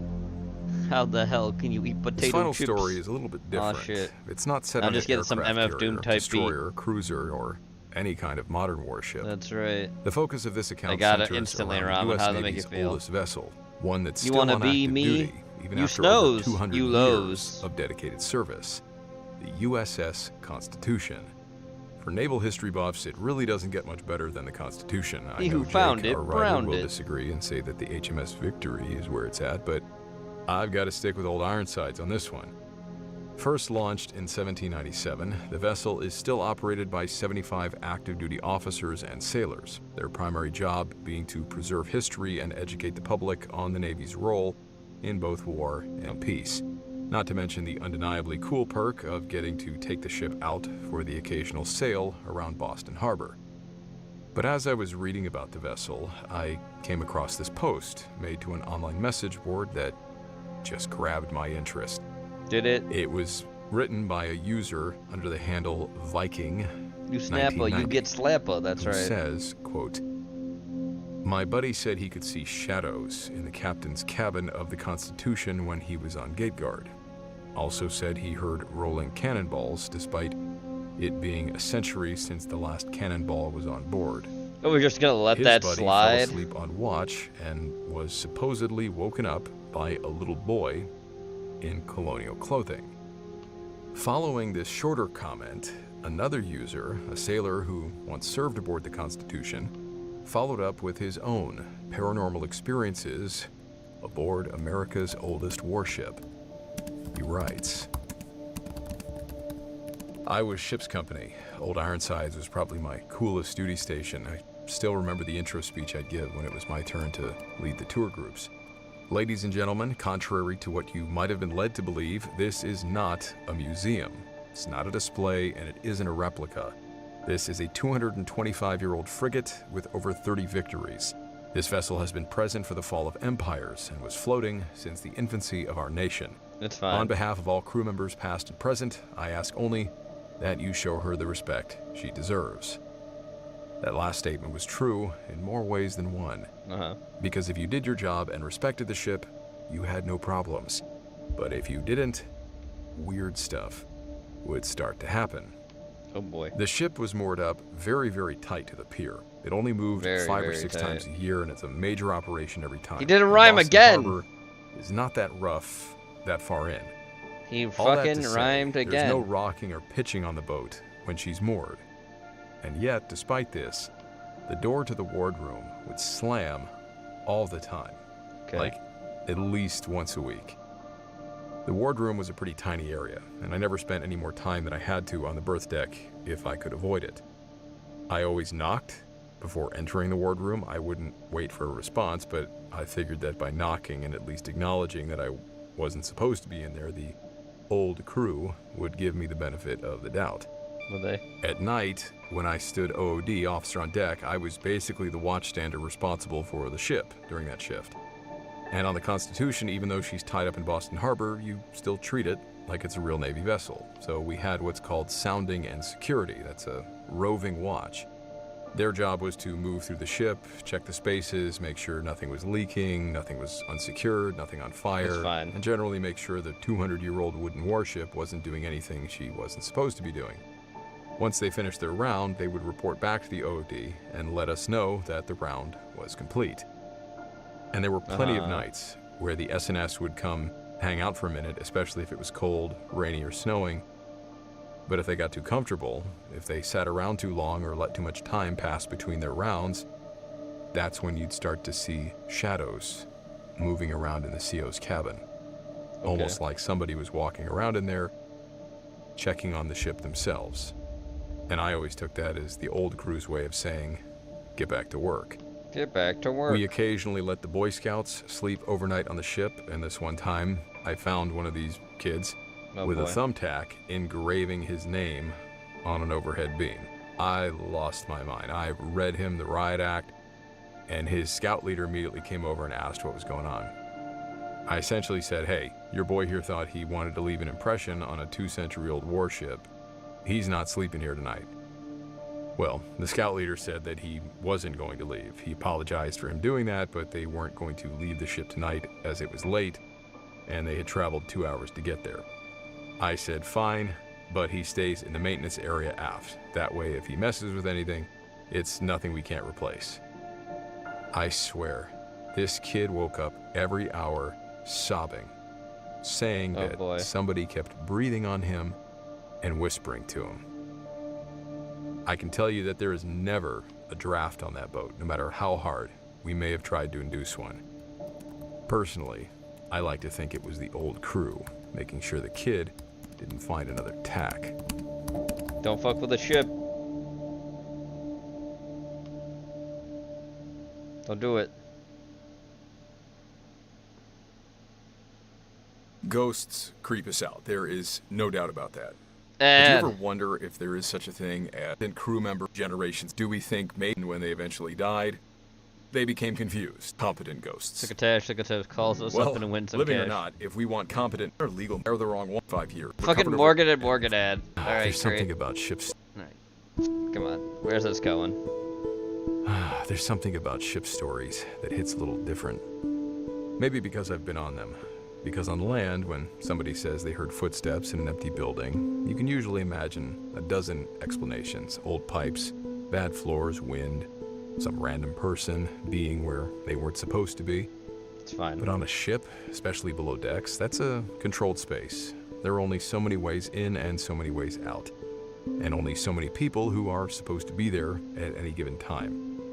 And if you ever spent time aboard one, you know that the ship already makes enough noise on its own. Sailors eat, sleep, and breathe that ship every day. So, like a guy out on post in the Middle East who hears footsteps and voices on the side of an otherwise empty mountain, when a sailor says something sounded wrong or moved wrong or came from a place where nobody could have been, I tend to give them a little more room. So what do we have? We have a sailor aboard the Bonhomme Richard who saw a chain moving by itself in the same area where a young sailor had previously taken his own life. We had a group of sailors down on the 7th deck who watched a figure moving around through a pump room, only to find the space empty moments later. Then we had Matt and Frank, two experienced engineering guys, stuck for hours listening to footsteps running around a restricted space that they knew better than anyone. We had a civilian on a carrier encounter a sailor dressed like he belonged to another era, who turned a corner into a dead end and simply wasn't there anymore.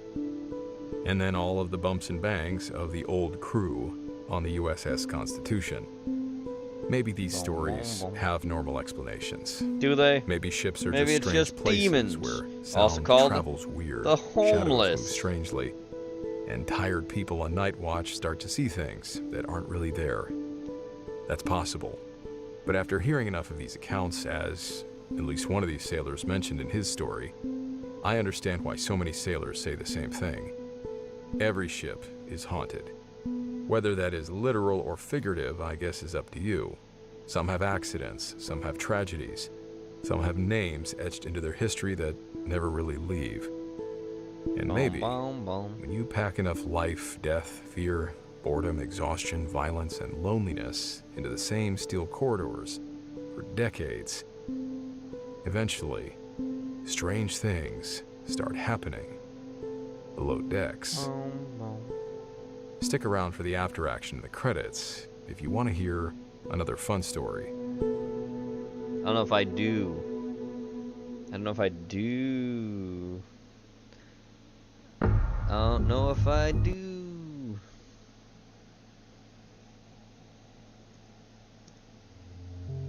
Boo, Seraph time. You know 'em, you love 'em. It's the Seraph. Why do your eyes disappear at the moments that matter most? When laughter escapes your mouth, your eyelids fall. When sleep carries you into impossible worlds, your eyes surrender. When you embrace someone you cannot bear to lose, darkness gently covers your sight. Even when your thoughts sink to the deepest places within you, your gaze drifts inward, away from the world. Have you ever wondered why?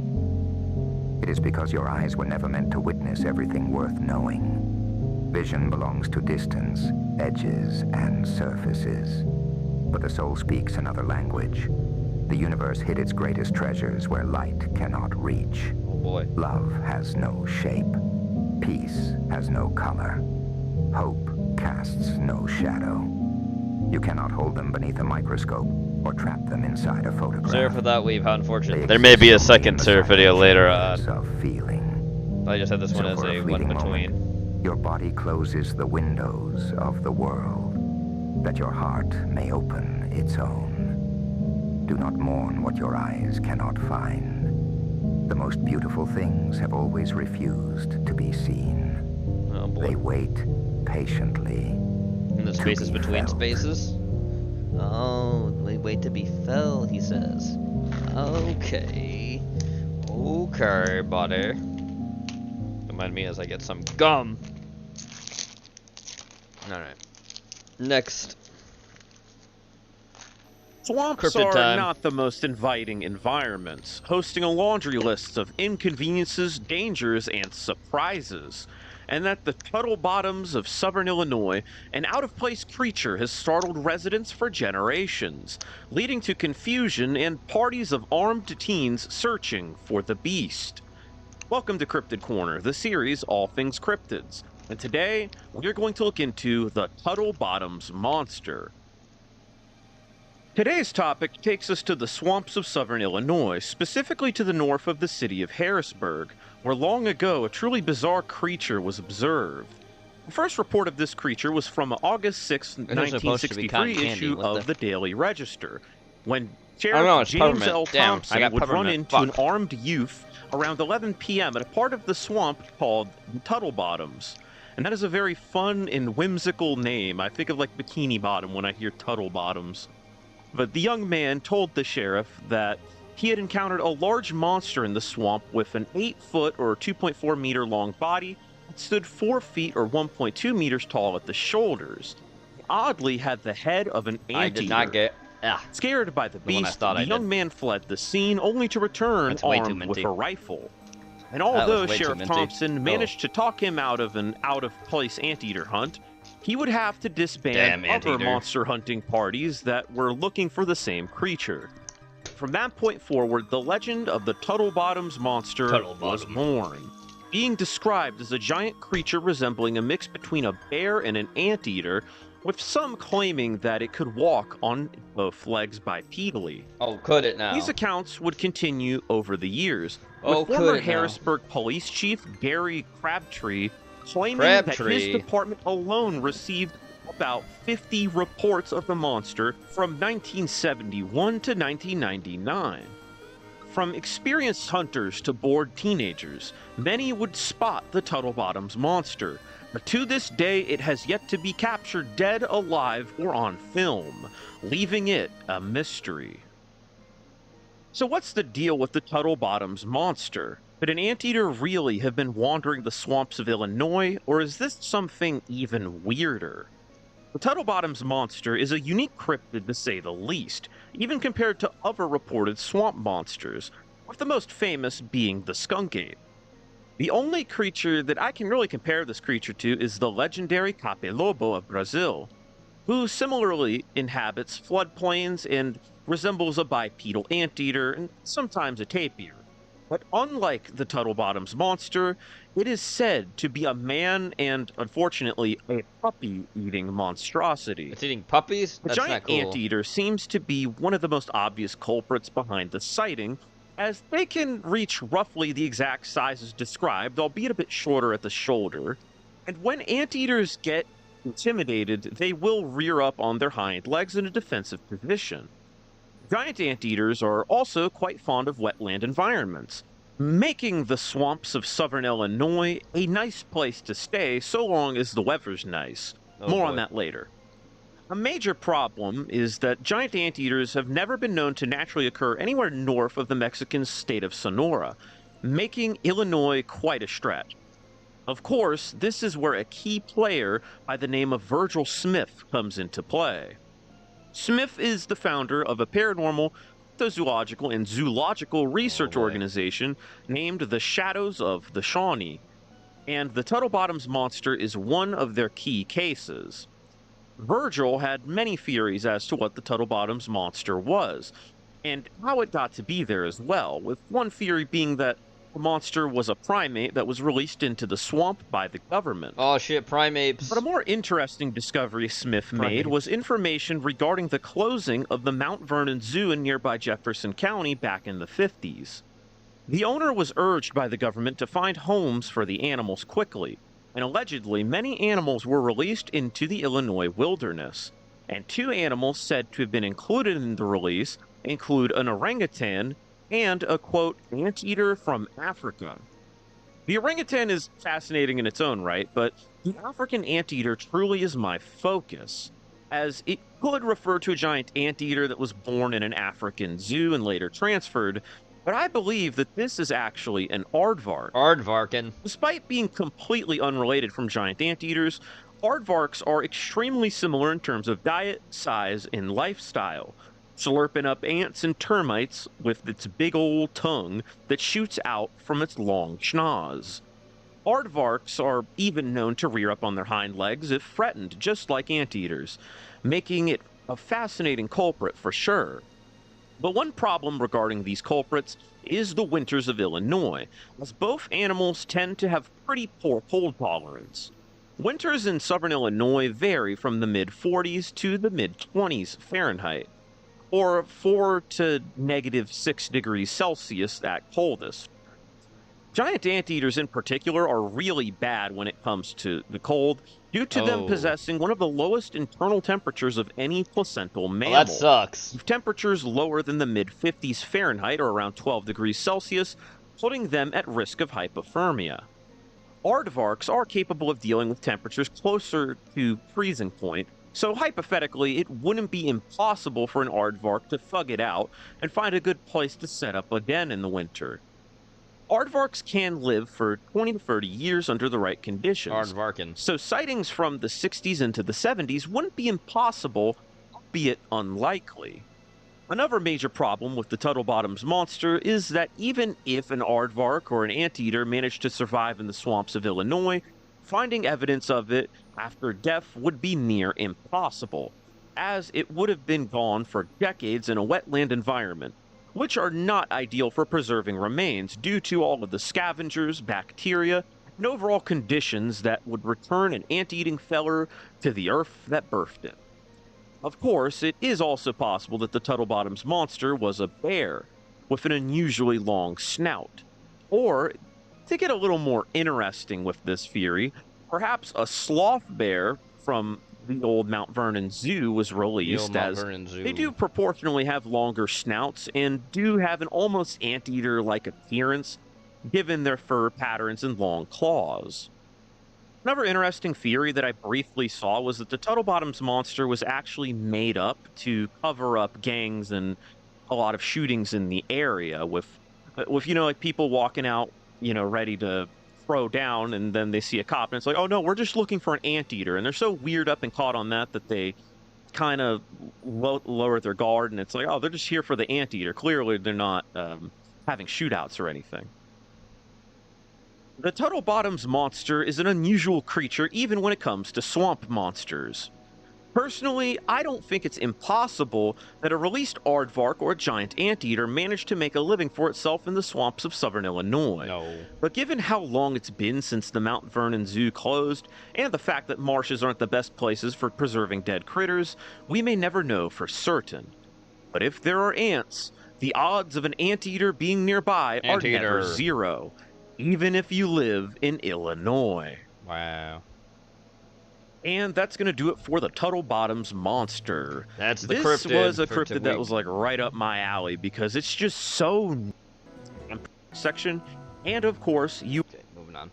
Now we're gonna have to speed this one up because it's over an hour long.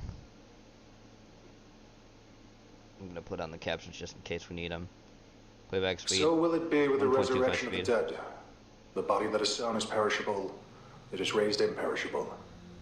It is sown in dishonor, it is raised in glory. It is sown in weakness, it is raised in power. And it is sown a natural body, it is raised a spiritual body. If there is a natural body, there is also a spiritual body. Corinthians 15:42-44.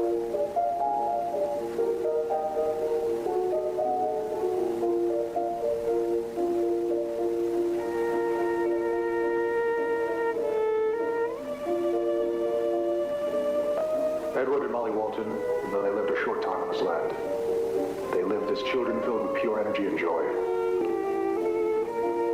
They brought love to those close to them. Here you go, Robin. Walton Files. Please, Part 5. do not cry for this loss. They are with the Lord now. Ed and his sister Molly may be gone from this earthly plane. This earthly plane, not earthly plane. Will remain and leave a mark that shall last for decades. Yep, husband and wife. Their legacy. Look at that fucking 1,000-yard stare she's got. To dust. I mean, understandable what happened. In the name of the Father, and of the Son, and of the Holy Spirit. Amen. Just such off-kilter. Looks like, what was that show? Angela Anaconda or whatever? That's what it looks like to me. Like that, cutout thing with real people's faces.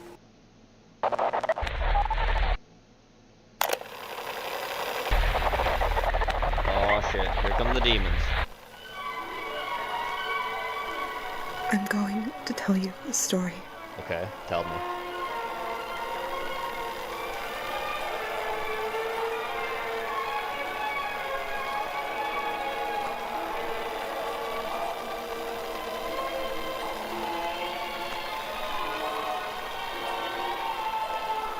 Once upon a time, there was a little sheep lady. A little sheep lady. Hello. The sheep had 3 Are you ready to be terrified, Porky? No. Well, here you are, buddy. Time to get terrified with the Walton Files She loved them with her entire heart. Not creepy at all, right? Nope. She would never do anything to hurt them.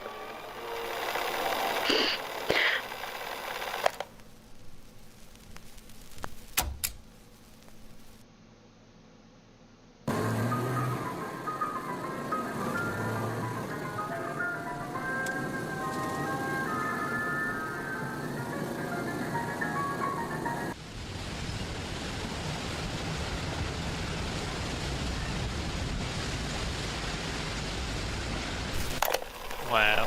One day, the sheep left the kids in the care of. Who added this? Me. Wow. Then he was an irresponsible person. Nope.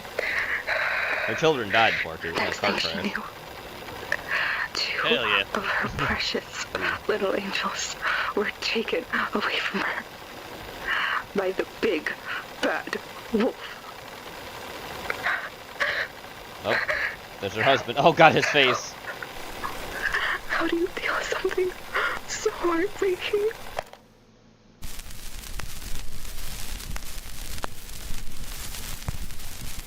Denial.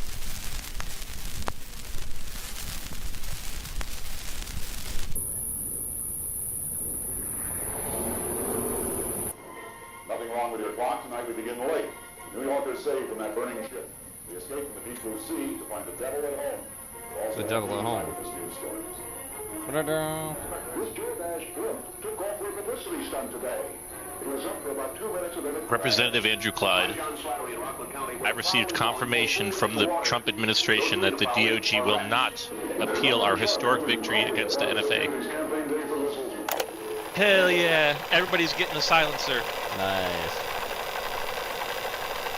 Sorry, suppressor. Still. Nice. Everybody's getting a short barrel rifle. You get a short barrel rifle. And you get a Nathan gets a short barrel rifle. A week has passed Ramon gets a short barrel rifle. since the sheep saw her children for the last time. She can't believe it. It can't be. Can they really Yeah, be the gone? pistol brace market is going to Can die. SB Tactical is going to go out of business in a week. Who wants to buy a shitty brace when you can just put a real stock on your quote-unquote AR pistol? Yes.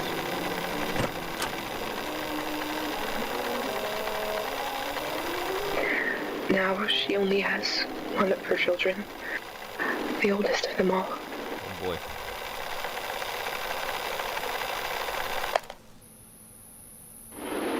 There has to be a way to get them back. There has to. Oh boy. Not a good sign.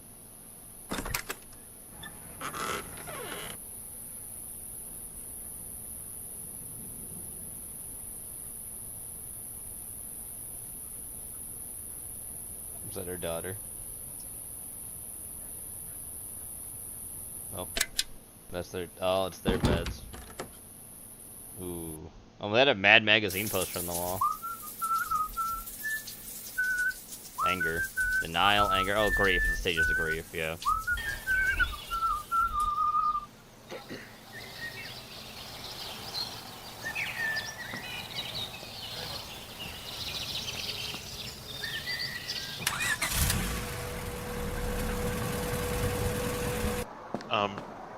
I think Denial is a river in Africa. Oh, aren't we funny?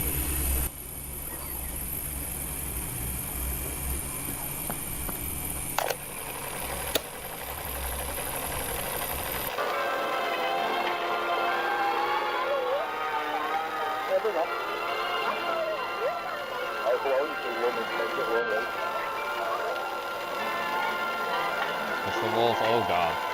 Not creepy at all. That's not terrifying, right, Porky? Wow. Did on purpose. I watched you do it, Jim. You did it on purpose. Ah! Oh! I hate the wolf. I hate that we all do. He killed the one thing that meant the world to the sheep.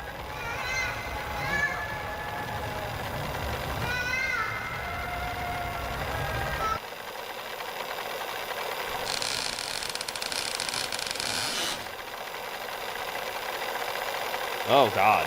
Ugh. Not terrifying at all again.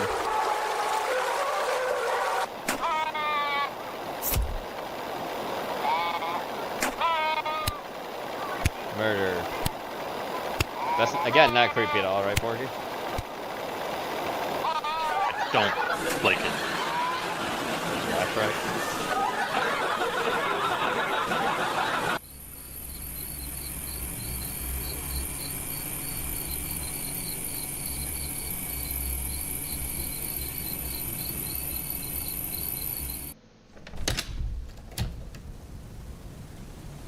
I'm home. Rose? Oh, shit. Anybody home? She's in the art room.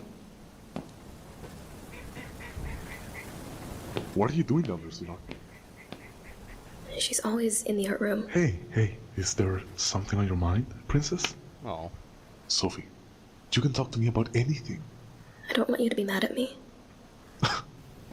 Am I ever mad at you? I guess I still don't understand why I can't feel the same way you and Mom feel about all this. What do you mean? Molly and Ed, I still don't feel anything about it. I know I'll never see them again, but I can't feel anything. It's like they're not even gone, just away. I feel selfish. They're my siblings, so what kind of person does that make me? Am I a bad person for thinking that? Oh, Sophie. I'm sorry. I'm sorry. You're not a bad person, okay? It's a weird feeling to have, though. Person. Nobody can control their own feelings. It's not your fault, dear. That's just the way your minds work. Your thoughts don't make you a bad person. Really? Of course, really. Our minds just work in funny ways like that. It's nothing to worry He's about. a good dad. I wish you were here more. I miss you a lot, and it's sad when I'm alone here with Mom. Please don't tell her that. Why can't you just spend more time here? I don't want to be left alone again with Mom tomorrow. No. See what I can do. But why can't you stay here with Mom? I love Mom, but sometimes she doesn't even... She doesn't feel like herself anymore. Ooh. It scares me to see her this different. What's going on right now, it can be scary. You have to understand, she's sick, Sophie. Ill. Yeah. She isn't strong enough to deal with this. And you are? That doesn't sound... Yes, I am, Sophie. I can handle this.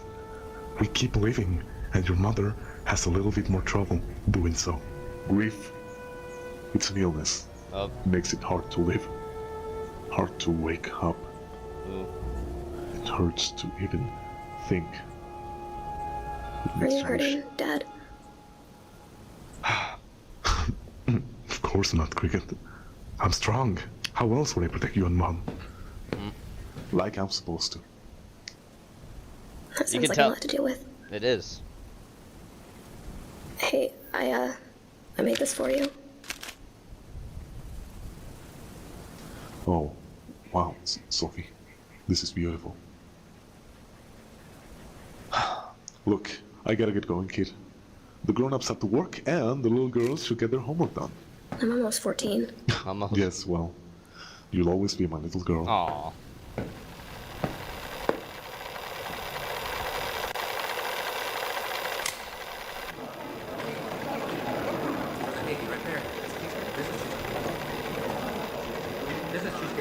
What if it's my fault?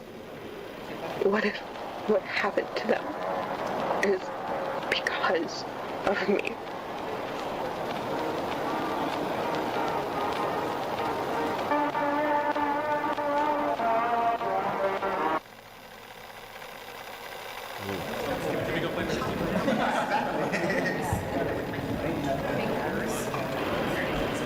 Had I been there for them, maybe the sheep would still have her family.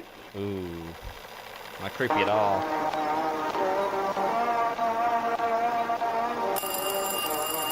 Ring.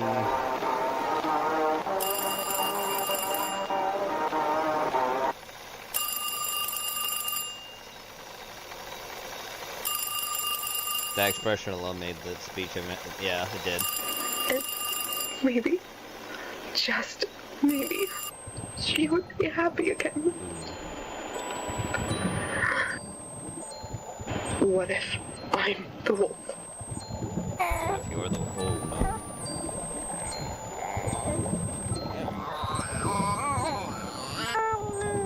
Oh God. That's a mangled body. Oh, whoa!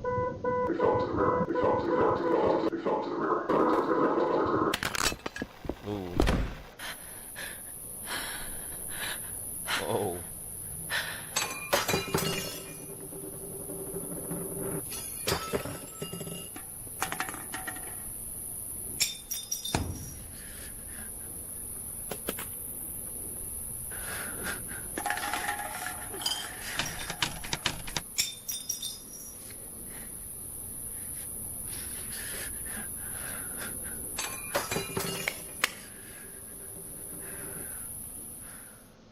Now it's all darkness. Inside this line of work, Mrs. Walton, we have to come across some, difficult cases. Yeah. And those cases are even more difficult to disclose to the respective families. I understand you're probably in a state of shock, so I will try to repeat and resume it as clearly as possible so as to not make this bad experience any worse. This was about 1 day and 12 hours after Mr. Crankin went to the police station to report the accident. After a few hours of searching the forest inside and out, we headed to the river, and we found these. Oof. And Mr. Walton, if you could kindly pass the evidence to Rose, thank you. Is this your daughter's backpack? We found that same backpack in the river, as well as a shoe. This means that Crankin's story adds up. After the impact, the kids, most likely in a state of hysteria, ran into the dark and they fell into the river. Nope, they didn't, no. Though we haven't found any bodies yet. I'm afraid to say there's probably no chance of them having survived given the circumstances. I'm sorry. We'll continue investigating, but if I were you, I'd take my time to process what's already been confirmed. Here comes the hard part. The DA forces me to ask you. Are you going to press charges against Felix Crankin? I would. No. You should. Should. Uh-oh. Well, it's just work as usual. Hi, Sasha. Hi, Sash. I'm sure the opening will go smoothly. They seem to have everything under control. How's your day been? Rosie? God, Jack. I miss them so much. Of course you do. I just want it to stop being so quiet. Does it ever go away? Rose, of course it does. You know, it helps to think of this all as just... Court ruling! I bet they're already out of suppressors. We have to overcome. Soon enough, we come out better, healthier. How can you Literally be their so homepage sure? says court ruling. That's Even their after banner on there. everything that has happened. Nice. Because I know me. I know us. We'll pull through. You'll see. Us and Sophie. Yeah. That's the hope. But I don't know what's gonna happen with them. Until then, we carry on. Because everything doesn't We really go endure well with Walton and and his resist. life. They get turned into robots. Wow. Our precious little angels.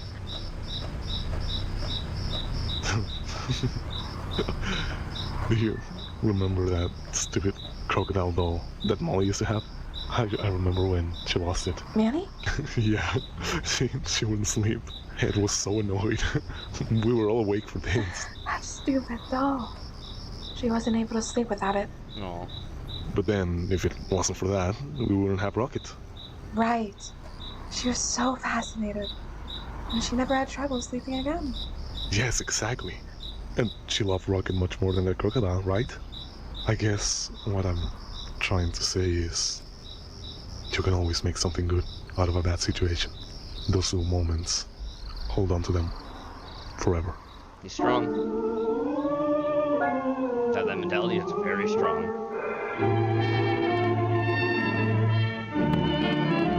Especially after losing your kids, like, jeez.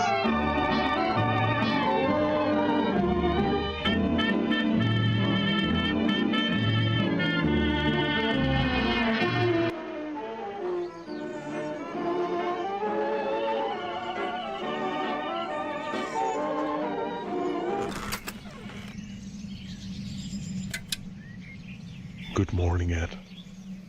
Good morning, Molly. Oh.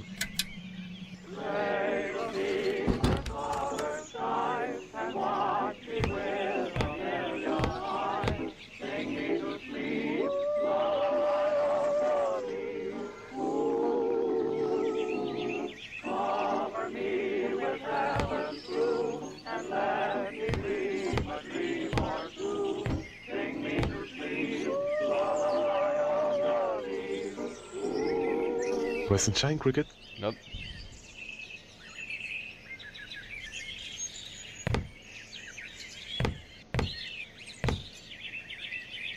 I think Mr. Snow wants to say hello. Goodbye, Sophie. Goodbye.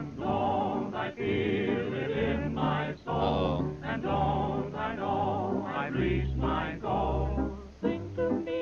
Goodbye, Sophie. Something gonna happen. Yeah, he's gonna do something. Something's happening.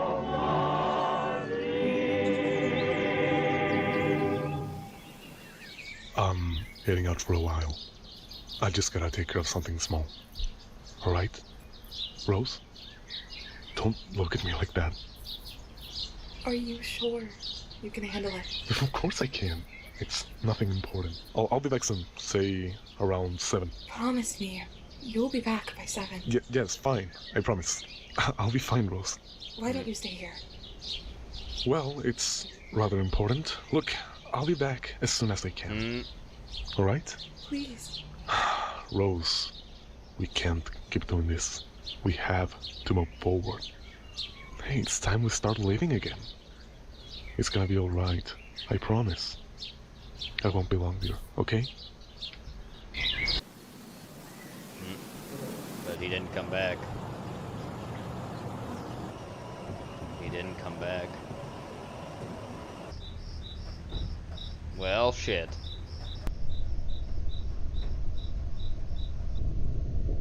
Well, shit. Oh, got her face. He didn't come back. That's fucking terrifying. Oh. July 13th, 1974. Whoa. What the fuck?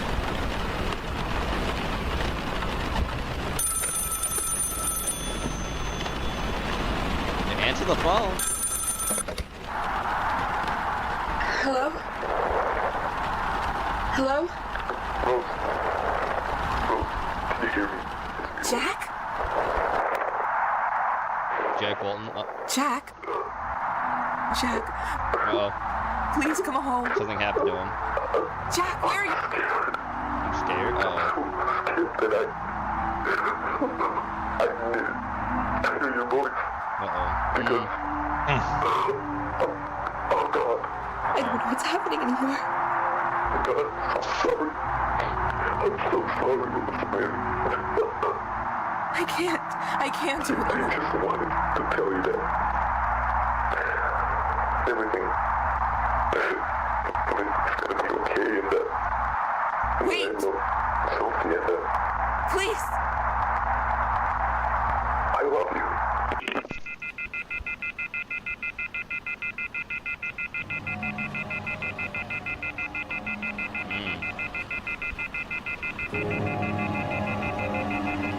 Damn. What happened to him?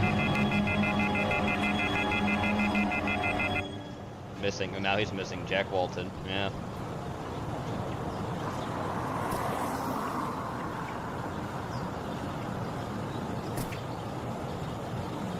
June 19th, 1974. I don't like her mom's expression looking at her. It's fucking creepy.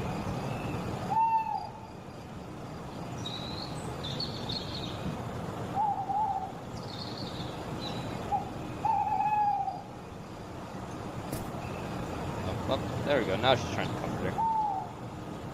Maybe.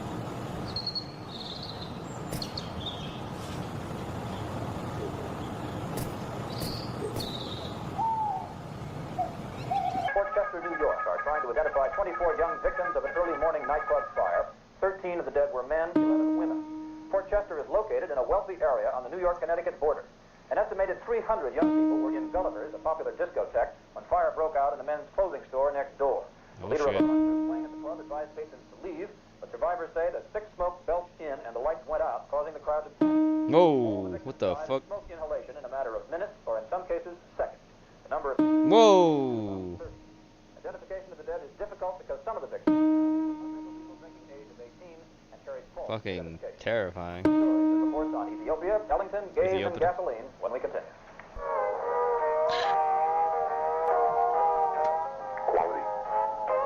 Quality food. Quality. Quality entertainment. Quality fun. Hi, I'm Felix Crankin, CEO of Bob's Burgers, and together with the Bob's Burgers family, we pridefully work with Harvey to bring your family the best dining experience in Livingston County. Livingston County? New York? Oh god.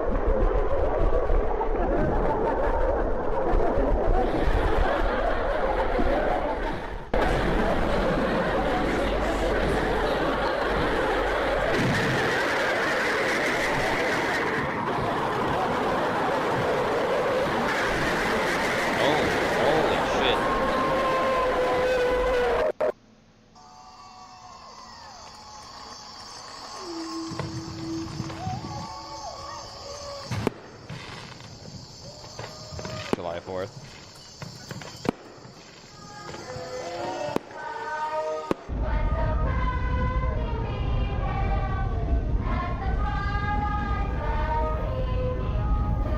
Rosemary. All the pictures of her husband being around the house, that's not creepy. Wow. I blame Strog.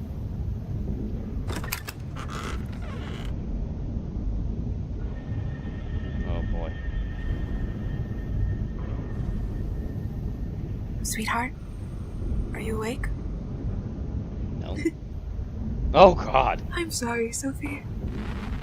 I killed them. Jack, Ed, Molly. I couldn't keep them safe. It's all because of me. No, no. Your mother is a killer, Sophie. Oh, jeez. I want to feel alive again. I want you to be happy. Oh, God. I'm sorry I can't be a good mother. Well, she's insane.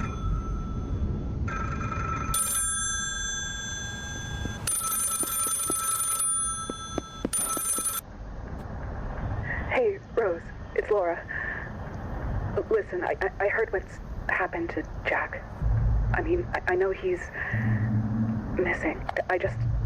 God, Rose, I really can't even imagine how you're feeling right now. I'm so sorry about all of this. But listen to me. You don't have to go through this alone, all right? I know it's been a while since we last spoke back at the funeral, and I'm sure you don't exactly think of me as the greatest sister in the world, but please just let me help you. There's people you can talk to. And Sophie, too. Maybe I could take care of Sophie for a bit. She could stay up here in hell. Just know that you have people who care for you. It will get better. Oh, I shit. promise. You don't deserve any. Damn.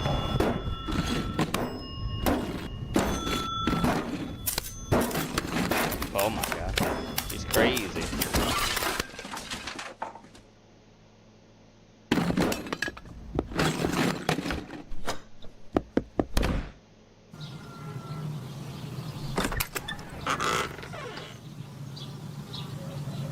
This week, admitting in the Brighton community have issued a search warrant for Susan Woody, who mysteriously vanished after leaving her apartment near Grand River Avenue. Mom? Police continue this undergoing investigation. 2 new missing reports related to a local burger business have been filed. Charles Brook, missing July 14th. 2 technicians for the company Buddy's Smiles Incorporated. Following these disappearances, residents of North 2nd Street reported classical music, as well as car alarms in the late hours of the night. A sea of allegations and questions have flooded this establishment, which is rumored to close by the end of July, making the run of Bob's Burgers very short-lived. Okay, and how many guests will be joining us today? Alright, if I can just have you follow me. Hey, are you okay? Rose, please, don't make this harder than it already is. You know you're not allowed in here anymore. Look, I didn't know he'd fire you, Rose. I really didn't. I'm so sorry, but please, let's try to avoid making another scene. Another? I'm sorry? What do you mean, another? You've been coming in all week. And I don't mean to alarm you, but Mr. Krenkin has been talking about getting a restraining order. Please, I'm not here to hurt you, Rosemary. I just want to help.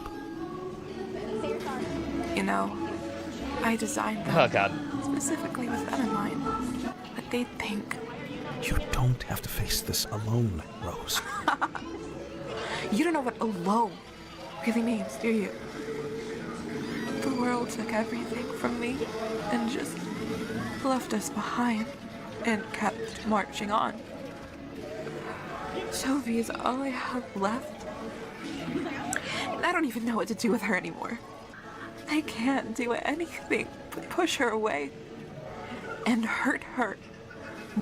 So, some mother, that makes me, huh? Listen, I get that I could never even possibly understand what it is you're going through right now, but you are not a bad mother, Rose. All right? You're not. There are people you can talk to about all this, all right? It's a lot more common nowadays, therapy and all that. I know someone... I don't deserve it, Chris. I don't deserve your compassion. I don't deserve help. This is my responsibility, not yours or some doctors. Rose, I don't think this way of thinking is doing you any favors. I still paint. Did you know that?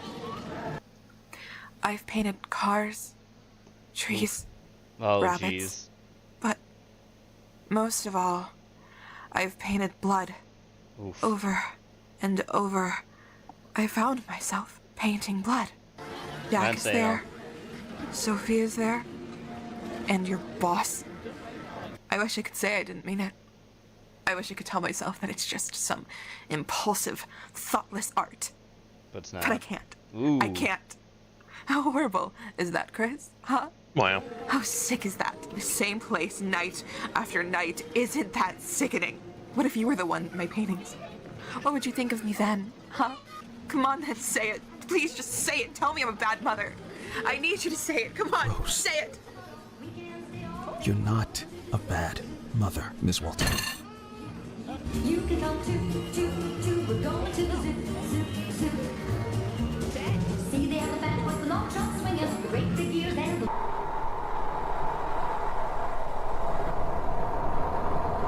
It's really early, but here. Consider it a proof of concept. What do you think? Oh, there's Bond the dancing hare. Sophie wanted to name it Ringo, but I thought Bond sounded nicer for the restaurant name. Bond, yeah. Oh, God. Look at that. Bond, huh? I like his little bow tie. Obviously, it could use some work, but I hope the rest like it.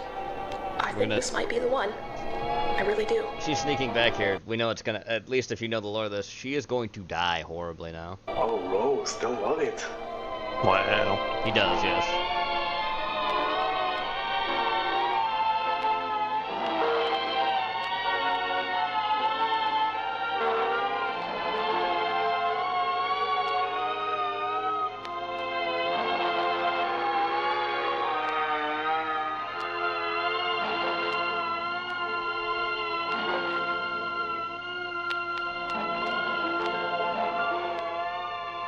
Something's gonna happen to her eventually. It doesn't happen tonight, I guess. Oh!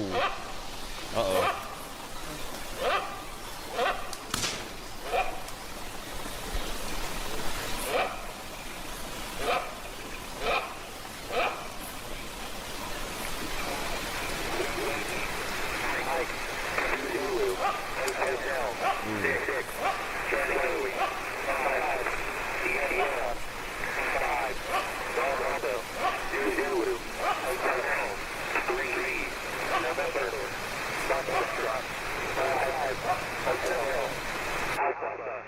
Whoa.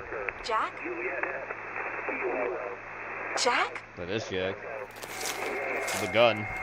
Jack!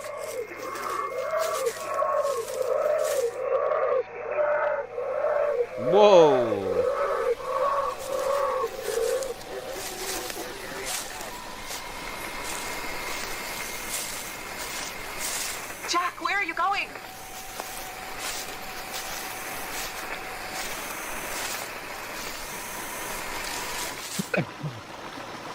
Wait! Oh, his face. God's testing me. He's testing us both. I can't do it alone anymore, Jack. I'm so sorry for everything, Rosie. For who I was. Please come home, Jack. Please come home. I want you to forget about me. You'll be alright. Just hold on. A little longer. Whoa. Jack, please. Mom? Mom? Whoa. Mom? Whoa. Are you alright? Hey, sweetie. What's wrong? It's just, you've been here for a while. I just want to see if you're okay.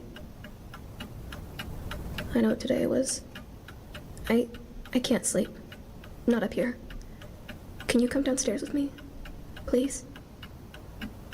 I'm sorry, Mom. I'm really sorry if I did anything wrong. I'm so... Oh, no, darling, it's not.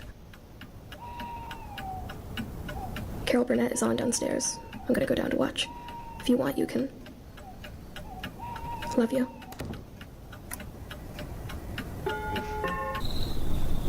Jeez.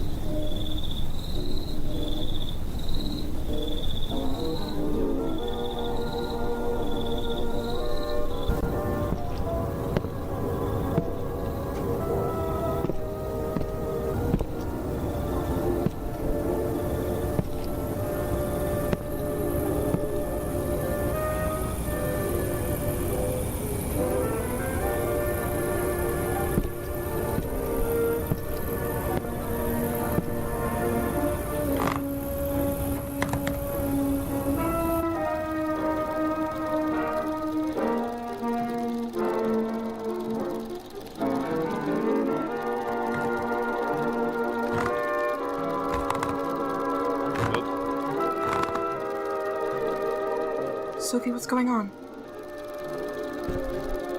Just watching some old films. Here, I'll turn it off. Sorry. I'll leave it on. I want to see. 1959. Oh, it's her.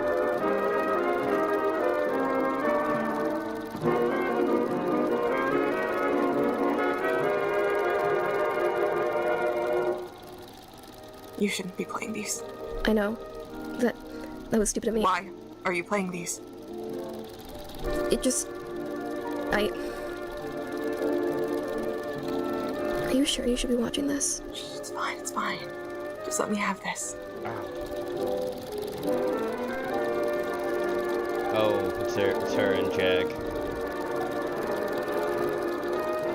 You were so happy. I almost forgot how perfect everything was. What am I doing to myself? That was today, wasn't it? Please, turn it off. 15 years ago? I said turn it off. Why won't you listen? Please don't be mad at me. I feel happy watching these. They make me feel safe. And I don't. Sophie, please, turn it off. Now. I'm sorry. I just want to see you too. Sophie. It's just like it's been so long since Why, Sophie? Why? Why the fuck did you play those films? I'm sorry if I hurt you, Mom. I don't know what I'm doing, but it's just... I don't know what's going on anymore with me. I don't know what to do anymore, Mom. This is all I have left to remember who... What? With them gone and you like this? There's nobody here for me anymore. I feel so alone and I hate it. I hate being left alone, left to think. Please. It hurts, Mom, okay? It hurts to see you like this. Just stop it, Sophie. I don't want to upset you, Mom. I love you, but I don't know how to help you. I don't think we're helping each other. Stop it. Please. I've been talking to an angel. Uh-oh. He says he can help us. Help you. Stop it, Sophie. You know how it sounds, but he's real. I've met him. Oh, I'm too scared to tell you. Shut up. I'm telling the truth. I don't understand what's happening, but I can't keep pretending that nothing's going on anymore. I told you to drop it. I'm scared, Mom. I don't know what to do. I hate this empty house. I'm sick of living like this. Give me the film. I just want to see you happy. Sophie, give me the film. Oh, jeez.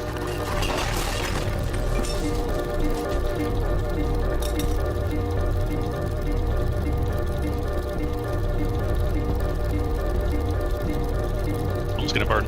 Yep. She's afraid of her own mom. That's who she was. Whoa! What the fuck? Whoa! What the fuck? I'm sorry. I'm so sorry. Oh, she's running. Carol Burnett Show has been brought to you by...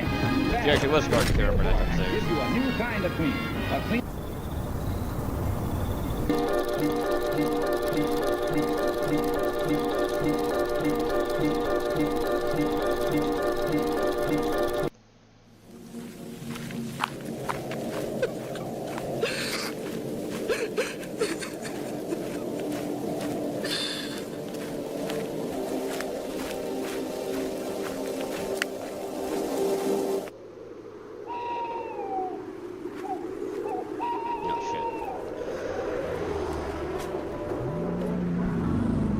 The charger cable came undone again, I didn't notice.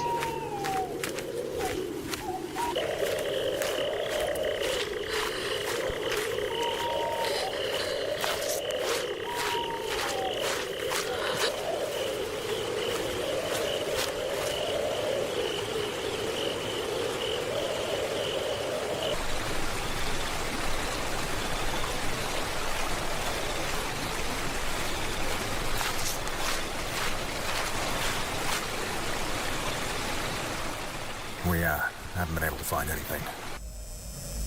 I am so sorry. But we should remain hopeful that something will come up. I'm sure of it.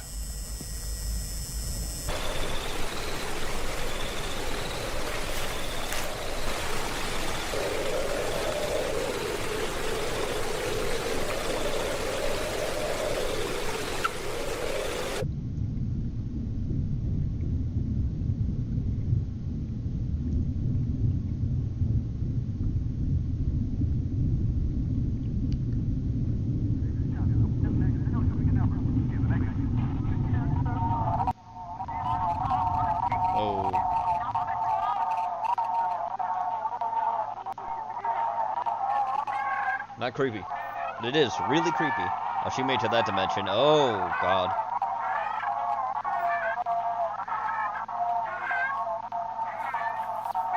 That's fucking terrifying.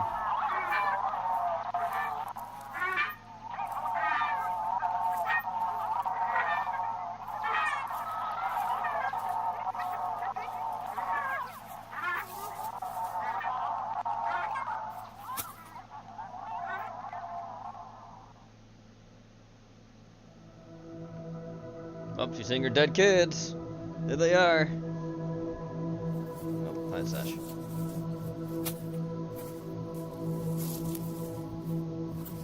I'm sorry. You shouldn't be here. I'm sorry. It's not your fault. You're a good mother.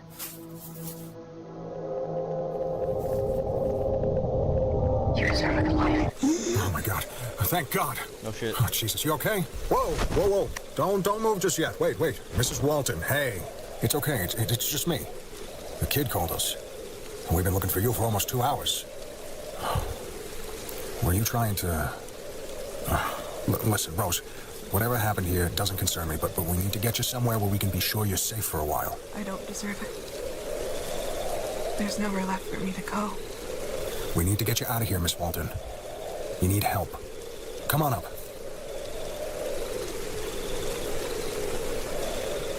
She loved me.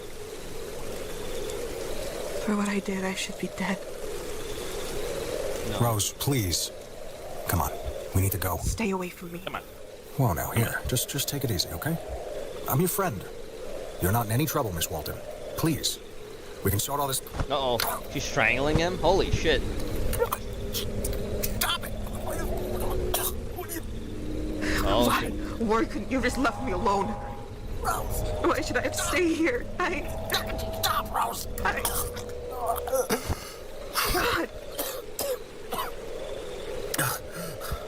Oh, God.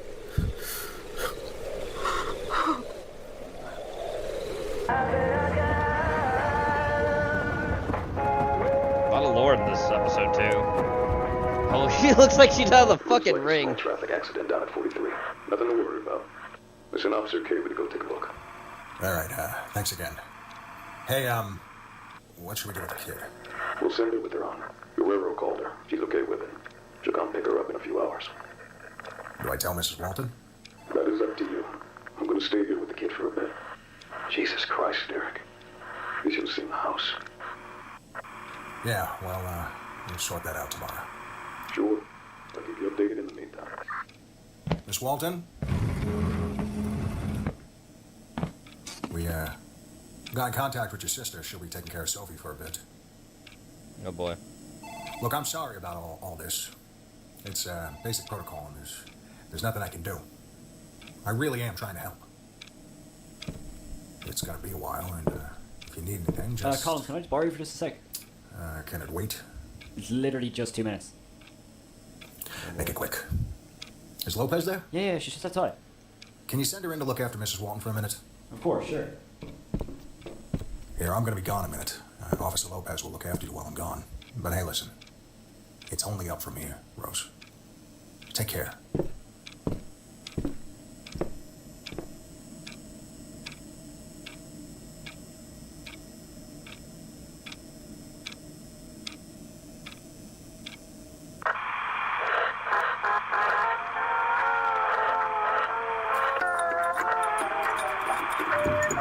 Oh shit.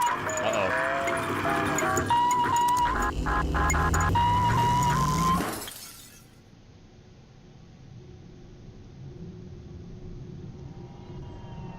Oh shit. Don't like that. Has reality failed you once again, my dear? Spawn, oh no.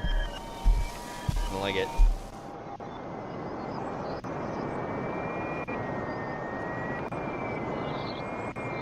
Ugh.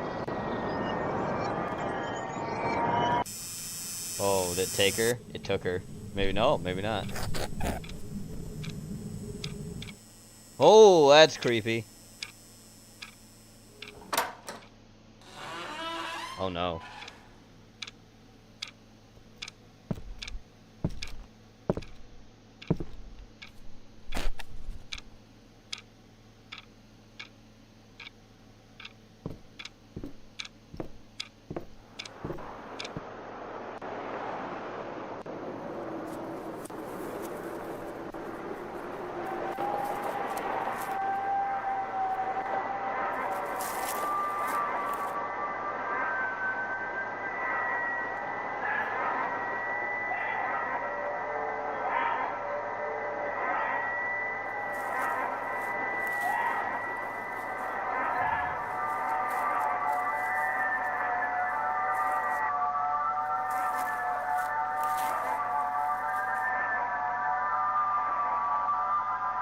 Oh no.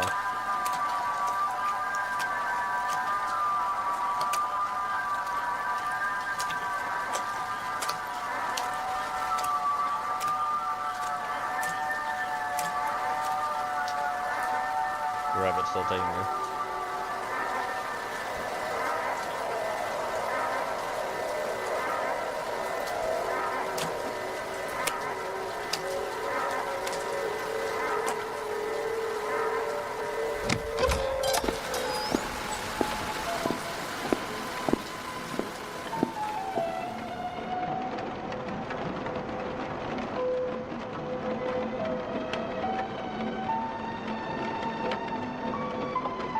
That's not creepy at all. Oh god.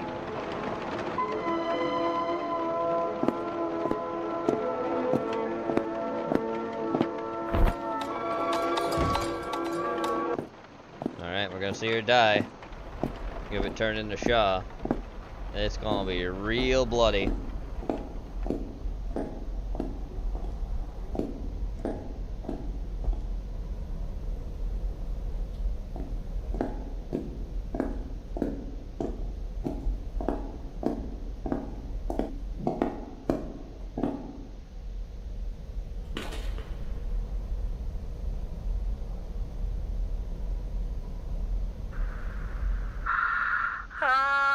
Oh shit, there it is.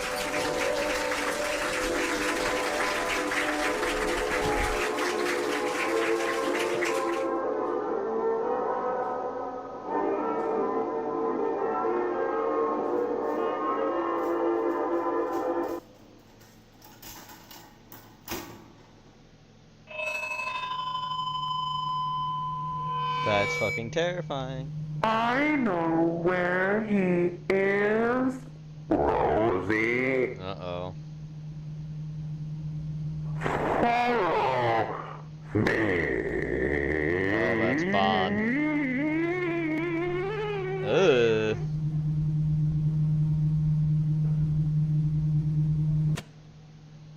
Uh-oh.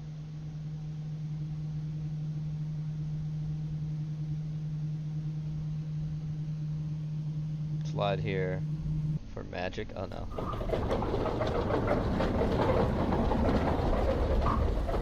Oh no. Oh! God. Uh-oh.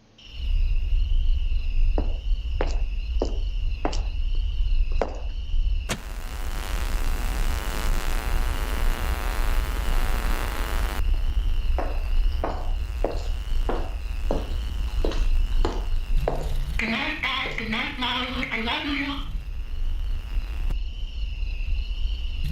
Good night, guys. Good night, Molly. I love you.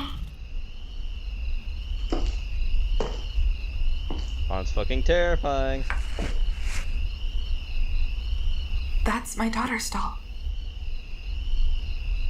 Can I? No. Ugh.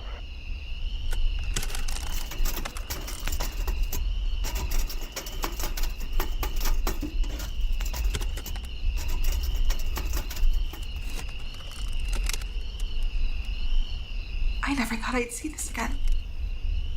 When I designed it for Molly, I wanted it to be something she could hold on to no matter what. Oh boy. The look on her face. Oh, I don't like the gearing. You. Oh, you. What would I do without you? It's funny how things never go as expected.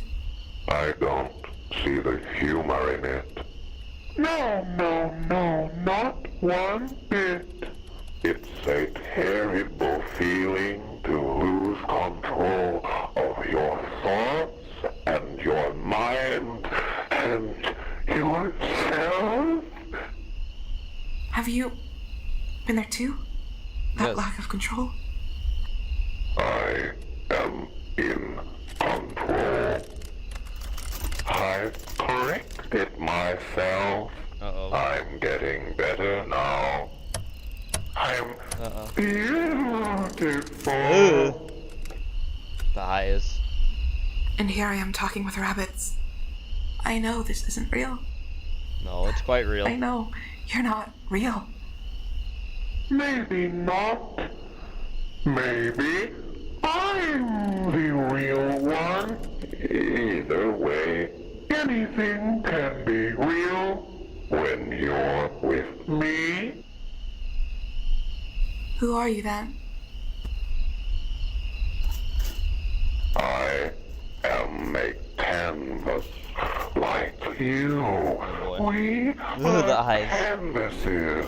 Only yours is destroyed, rotting, and scribbled all over.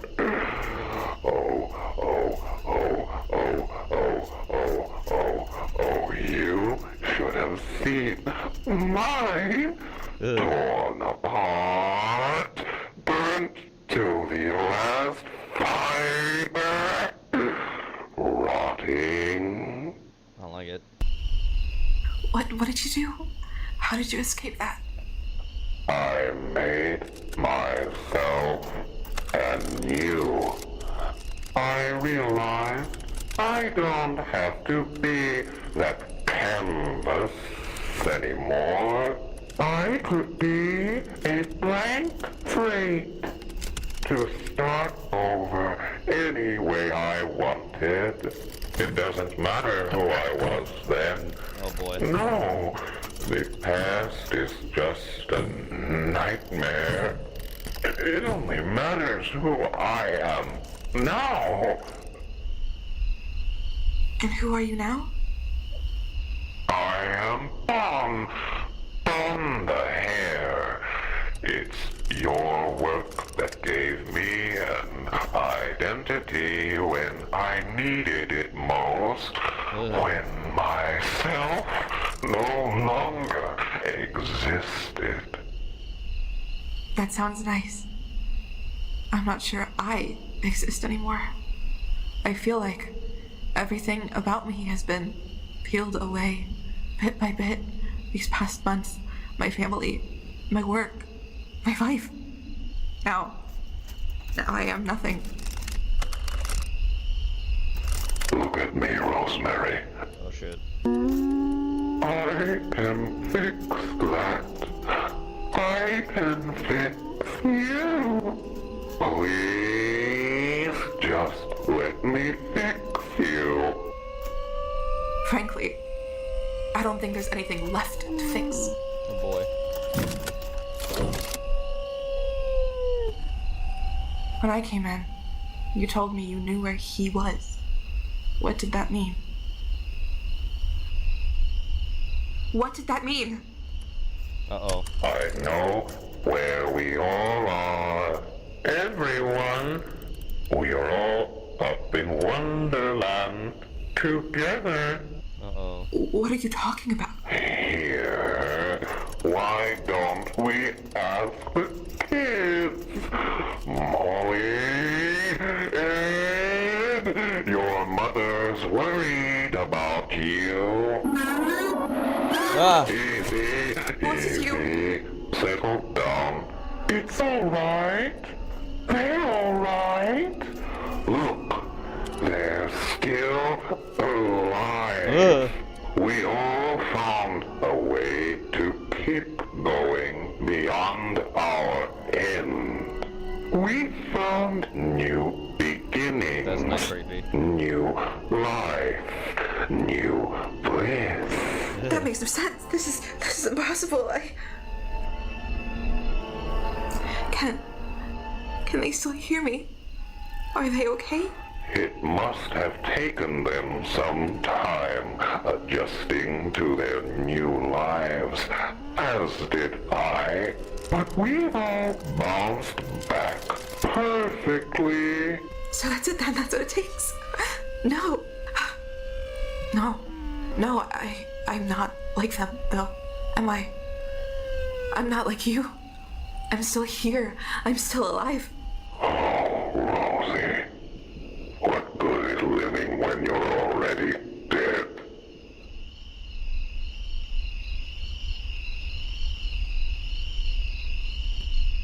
Oh boy. Like rape me and like whoa. I think the violence is coming for me.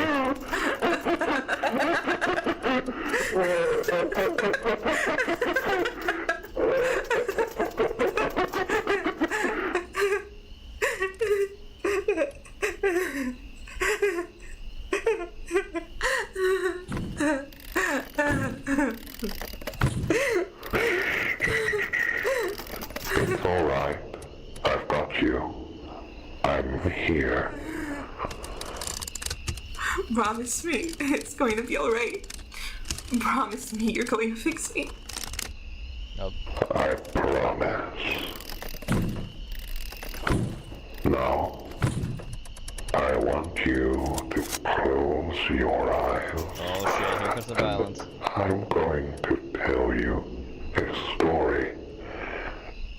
A better story. Ooh.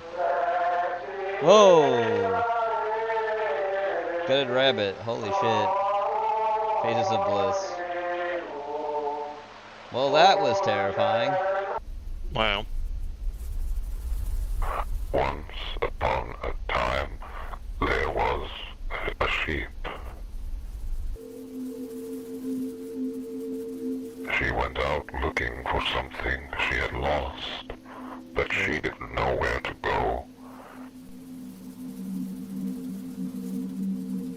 Oh god. She had been running in circles, over and over. She walked for days and days and more days, until One of these days, a very special day, she found a whale. Oh boy. She was tired, so tired. All she wanted was to find the way back home. She tossed a coin into the well. She wished with all her strength, and then she found a rabbit. A rabbit? The rabbit told her he could show her the way home. Can you believe new it? home. A much better home. One free of pain and hurt and sorrow and shame. But getting there was no easy task. The sheep must understand. Beauty is Well. Oh god. Sheep noises.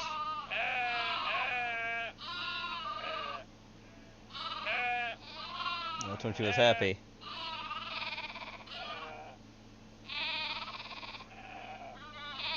Sheep noises. She's becoming shy. Oh shit. Oh no. Oh, it's fine. There you go. Now she's in the robot. There is a natural body. There is also a spiritual body. There is also a natural body. There is also a... Yep. There is also a spiritual. There is also a spiritual. Yep. Oh my god. Yeah, she's being ripped to pieces. Yeah. Yep. Told you, violence. Of the Son and of the Holy Spirit. Amen. Yep, she done got eviscerated. The sheep obliged and joined him in his wonderland. Wow. Fucking eviscerated. Yep, now put her soul in Shaw, there you go.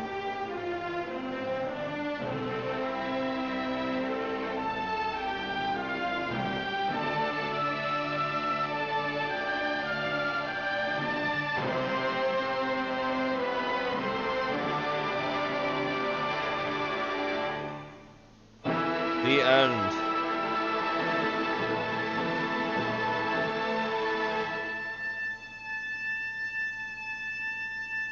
Well then. She's still alive, by the way. Yeah.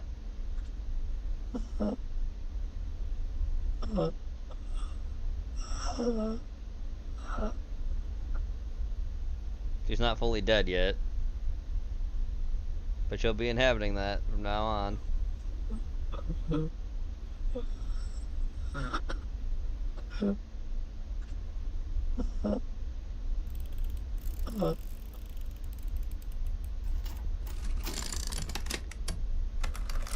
Nobody can hurt you now.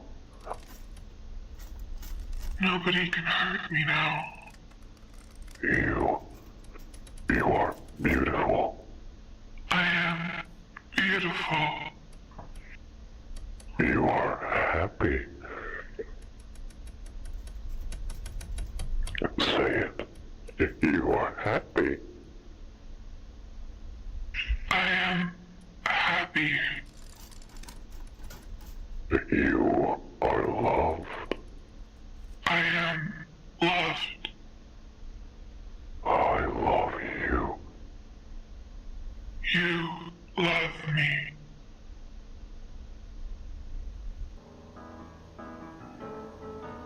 Well, When shit. you're alone and life is making you lonely, you can always go downtown. When you've got worries, all the noise and the hurry seems to help, I know. Downtown, just listen Oh, to the jeez. music of the traffic in the Wow, that city. track dissonance. On the sidewalk where the neon signs are pretty happy again. Oh yeah, the creator is the voice of Much Jack. brighter there. You can forget all your troubles, forget all your cares. So go downtown, where all the you tonight. Downtown, you're gonna be alright now. Downtown,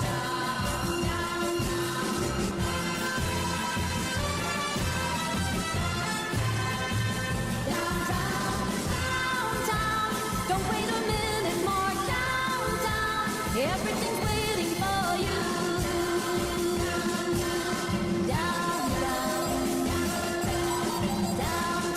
Well, that was fucking terrifying.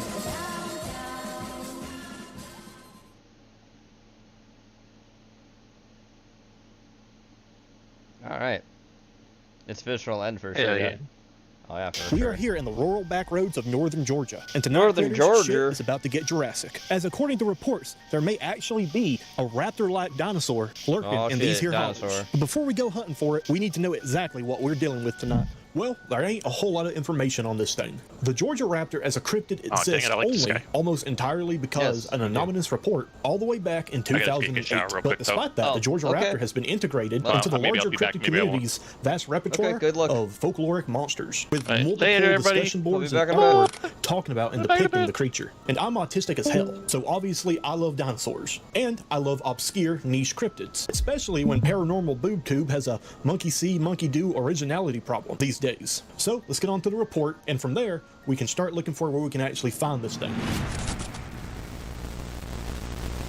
The single report comes from 2008, written by an 18-year-old on a very obscure and forgotten cryptid discussion forum board. The forum has since been shut down, but luckily for us, plenty of folks have copy and pasted the actual blog post, thankfully allowing it to survive to this day. I'm reading it here from the official cryptid wiki. While in the Georgia woods, a boy and his grandfather see a creature that looks like a living dinosaur. This happened to me and my grandpa on a hunting trip in July 2008. I don't see my grandpa very often, so I always take the chance to take trips with him. Grandpa is pretty much an outdoorsman and enjoys hunting, fishing, and just being out in nature. I just had it for the Walton files because, you know, sometimes it's hard to hear what they're saying. O'clock on Friday, the 25th I feel of July. bad for I was them. 18 at the time. I'm already We were dead on anyways, Grandpa's but land in I felt Georgia. really It's a bad pretty for saying place, that. with the typical Georgia woodland and a few grassy plains. We were walking on a little rocky road heading for a site where Grandpa often sees deer. As normal, there were a lot of sounds going on that night in the woods. We ignored most of them and remained quiet as not to scare away anything. We hear an unusual noise we have never heard before on our many hunting trips. Grandpa looked to me and listened. Then he raised a finger in front of his mouth to show me that we shouldn't make any more movement. Be quiet. I heard a lot of movement and more of the noise. I can't really describe the sounds, but I sure as hell can describe what I saw, even when it was pretty dark out there. We kept listening to the sounds as suddenly something came walking slowly out of the bushes and onto the road, maybe 150 yards out in front of us. My eyes got really big, and in that moment, I wasn't even scared, just amazed to be seeing this creature. We didn't move, and as crazy as it sounds, it looked just like a raptor from the popular Jurassic Park movies. I just froze, because I thought things like that lived many thousands of years ago. It had a long, stiff tail, walked on 2 feet, and had short arms. It looked lizard-like and had a huge claw on both of its feet and smaller claws on its arms. Since the creature appeared to us that it could run fast, we decided to just not move at all. It raised its head in the air, and it seemed like it was smelling the air. I estimated its height at around 5 feet at the shoulders. After sniffing the air, it made these sounds again, and turned around and ran off into the bushes. Grandpa and I waited until we felt safe again, and then we quietly made our way back to the truck and drove home. In the truck, we talked to each other about what we had seen and decided not to tell Grandma, because she would think we were crazy. I never believed in stuff like ghosts and creatures and paranormal stuff, and I still don't believe in ghosts. But since that encounter, I believe in creatures that science just doesn't know about. That's my story, and as odd as it sounds, I know what I saw. Yeah, certainly interesting, but a little fishy. The guy says he saw it about 150 yards away, and at 3 in the morning. I don't know about y'all, but usually when I'm up to 3 in the morning, I'm smelling colors. And as an avid outdoorsman, that is a perfect recipe for misidentifying a normal animal. Now, I've tried my darndest to find the original poster, so I could either interview them or at least talk to them about this whole encounter they claim to have had. But I have found diddly he is well and truly anonymous. A few folks on Reddit have claimed to be him, or tried to pass his story as their own, but whoever this feller was, he does not want to be found. Next up, I asked my dino autist friends and subscribers to see if any Troodon or raptor-like dinosaurs were found in the fossil record in the Georgian South. There were a few dromaeosaur fragments, but no complete skeletons. As one of the main theories as to what the Georgia raptor could have been is that it is simply a descendant of some type of raptor that was found in the area that somehow managed to survive the extinction event and evolved and lived to the modern day, which I find incredibly hard to believe. Yeah, another super hard more to believe. interesting theory at least to me, suggests that it was teleported from the past into this day and age by some sort of spatial anomaly. If you're familiar with the myths in 411, you'll know that one of the main theories as to why folks just randomly go missing in the national forests and parks is that throughout the American wilderness there are these strange physical spatial anomalies that you can accidentally walk right through, teleporting you to alternate dimensions or different places in time. In fact, many folks believe the entire existence of cryptids as a whole is due to these spatial anomalies. These creatures are from different dimensions or times, and they accidentally walk through these portals and end up here. And many folks believe that this is how such a creature can just show up in early 2000s Georgia. Now again, incredibly far-fetched, but hey, what the hell? Let's go look for this thing. Hey, but unfortunately, what the report does hell? not say exactly where in Georgia this sighting happened at. It just says Georgia. But if I was a betting man, I'd reckon that the reptilian critter could have made its home in the Cohutta Wilderness in northern Georgia. The Cohutta Wilderness is a protected mountain reserve covering 37,000 acres and 90 miles of hiking trails. A perfect little sanctuary for a wayward raptor to make its home. Do I actually reckon I'll happen to come across an actual dinosaur during this investigation? Probably not, but I cannot pass up an opportunity to hunt a fucking dinosaur on this channel and get paid to do it. So let's grab our night vision goggles, our thermal cameras, and our anti-velociraptor blickies. Hold on to your butts, critters, we're hunting a fucking dinosaur. Blicky. Get the blicky.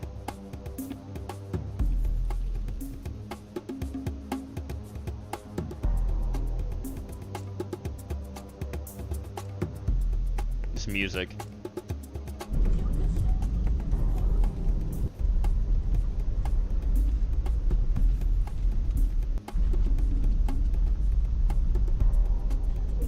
This music definitely sounds like a safari about to happen.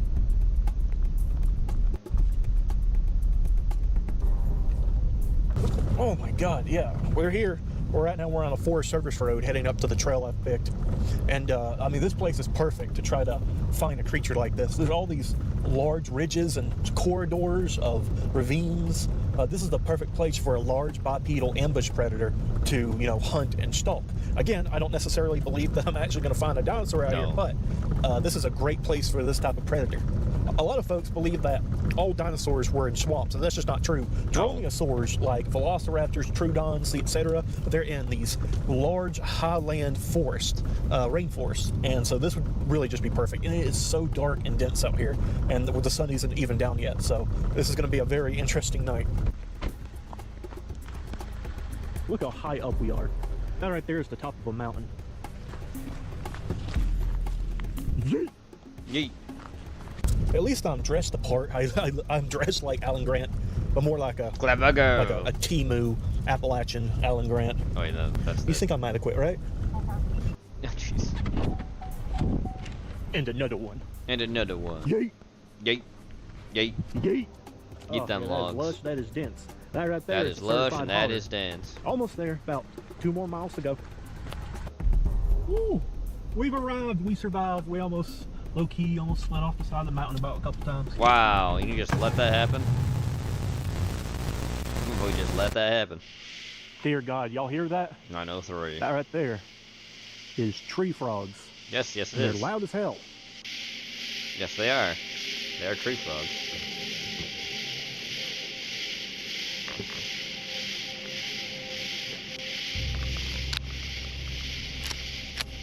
Yeah, this is it, the Galley Gap parking lot. Critters, I can't understate just how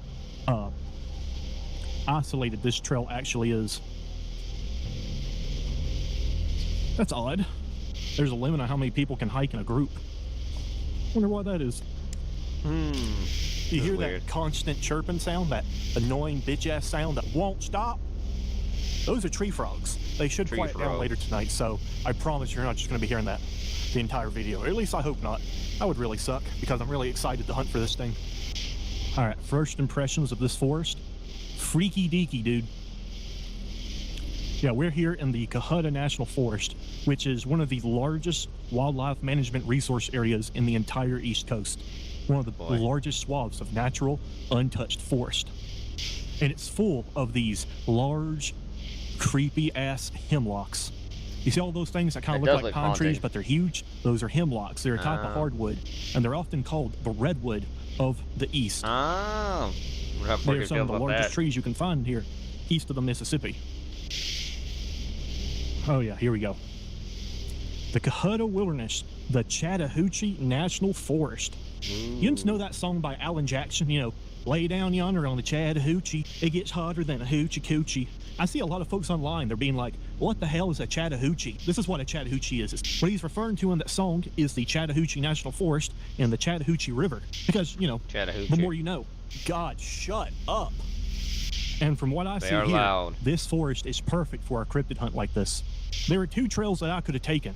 There's one that heads up yonder along a ridge. It's called the Hemp Top Trail, and it connects to another wilderness preserve known as the Big Frog Wilderness. I didn't want to choose that one because, like I said, it goes straight up a ridge, and there's not a whole lot you can see because you're basically walking through a mountain corridor the entire time. And it's a perfect location for me to get ambushed by a bear, a boar, or a velociraptor. It could just jump on top of me, and I wouldn't be none the wiser. And as badass as it would be to, you know, get torn apart and disemboweled by a dinosaur out here, I don't think my wife would like that very much, so I'm going to go down yonder this trail. And as you can see, it's a lot flatter, so I don't have to kill my legs a whole bunch. And look, all these hemlocks right here are nice and open and wide. This gives me a great field of view to see if there's anything stalking me through these hemlocks. And these large, towering, old-growth forests are exactly the type of terrain that raptors and fellow dromaeosaurs would actually reside in back in the prehistoric days. Not necessarily here, with these damn tree frogs going off. If I hear something coming at me, or even in the distance, calling and chittering, I'm not going to be able to hear it. And like I said earlier, I of course don't think I'm actually going to come across a raptor out here, but there are still very real dangers in this forest. This place has some of the highest concentration of black bears in the entire state of Florida. Some might say in the entire southern United States. Oh, wow. Not to mention wild boars, pissed off deer. Yep. There's real danger here that I gotta worry about. And one of the most frequent times that you can come across one of these creatures is at night, because they know that humans usually ain't out during this time. And so they're not expecting to find my ass out here. And if I come across one and I startle it, my ass is grass. Your but ass that just will be adds grass. to the fun, I reckon. All right, maybe these tree frogs will quiet on down here soon, and we can actually start this investigation in earnest. The way that this is gonna go, I'm gonna hike, you know, see if anything comes to get me, see if I can catch any sounds, any footprints. There was recently a rainstorm, and this entire trail is just red clay, so I'm going to be able to see footprints really easy here. And then once that's all done, I'm going to find a place where I could stake out, you know, set my hind end down, and I got a can of chicken as bait. I'm going to lay it out and set up a ways away to where I, you know, at least a little bit protected. I have a thermal camera scope that I'm going to look at from afar and see if anything comes enticed to eat that chicken, and hopefully not me in the process. But yeah, first we got to figure out where that location is going to be.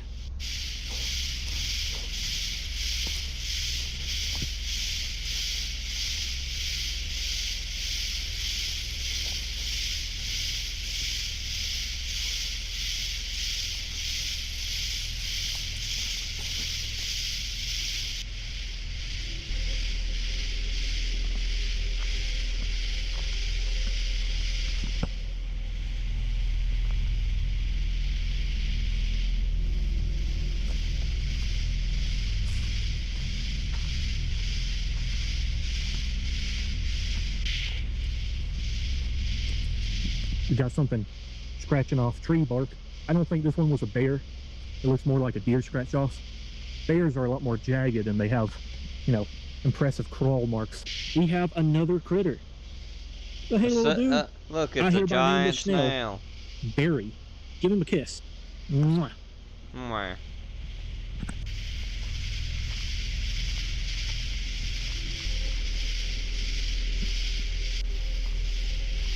The brush is so dense in the pie nearby to be cooked. Oh yeah, you would. You would be cooked. True. You'd be rotisserie. Or even fricasseed.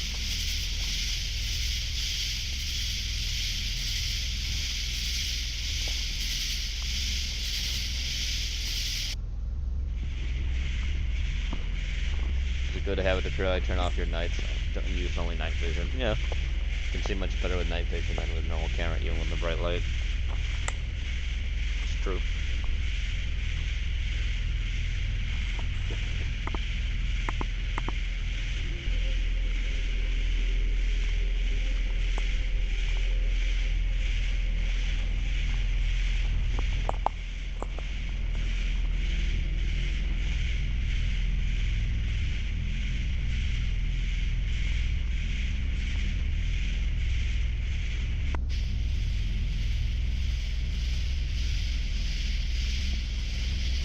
confirms it heavily affected the trail.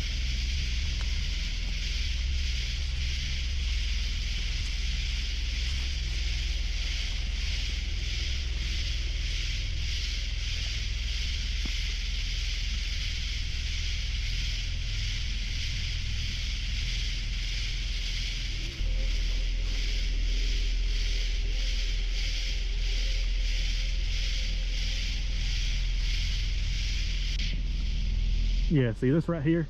This is what I'm talking about. Right now, we're in a ridge corridor right here. And this is a perfect spot for a large ambush predator to hide outside of my field of view while also having the high ground. If there was a raptor right here, I wouldn't even know. I'm mostly protected right here because there's a huge drop-off and a river, like a little creek that runs through right here. But I'm definitely going to be keeping my eye up on this ridge, making sure nothing comes out here to pounce on me and rip off my butt cheeks. I would really like my butt cheeks to stay on my person. We got quartz here. We are in the Appalachian Mountains. So quartz, look at that. A lot of the rock around here is limestone. See, like this right here. This is limestone. It's a type of shell-ish. It's very weak. And where you get limestone, you get quartz. Yes. Oh, I love finding quartz. I like to take them home. Ooh! What'd you get? Check them out. Oh. That is a granddaddy longleg spider. It is, hey, yeah. Buddy. There you go. Whoop. Then we got this right here. This is very interesting, at least to me, with my rock autism. This is a massive chunk of quartz. Look at that. Ah, look at that. That's bigger than my hand, and my hand is pretty damn big. Yeah, it's big. Yeah, that's just a solid chunk of quartz. Yeah, take that home to your wife. Goodness, yeah. That storm must have done a number on this trail. All right, let's let this log kiss my nuts here. Mwah. Oh, man. I'm trying to get to a good open spot where I can use my thermal camera and actually see something. And for the movie tonight, chat, if you're going to join us for Red Rail Theater after this is done, I'm showing Mars Attacks just for Weeb. He loves that movie so much. Let's take out the thermal camera and see if there's any type of critter looking around that I can see with my naked eye. I mean, he does like it, but he also is terrified.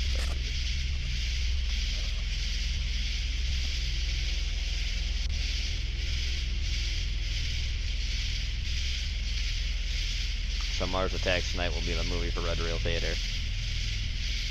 Just in case anyone was wondering that. Now you know.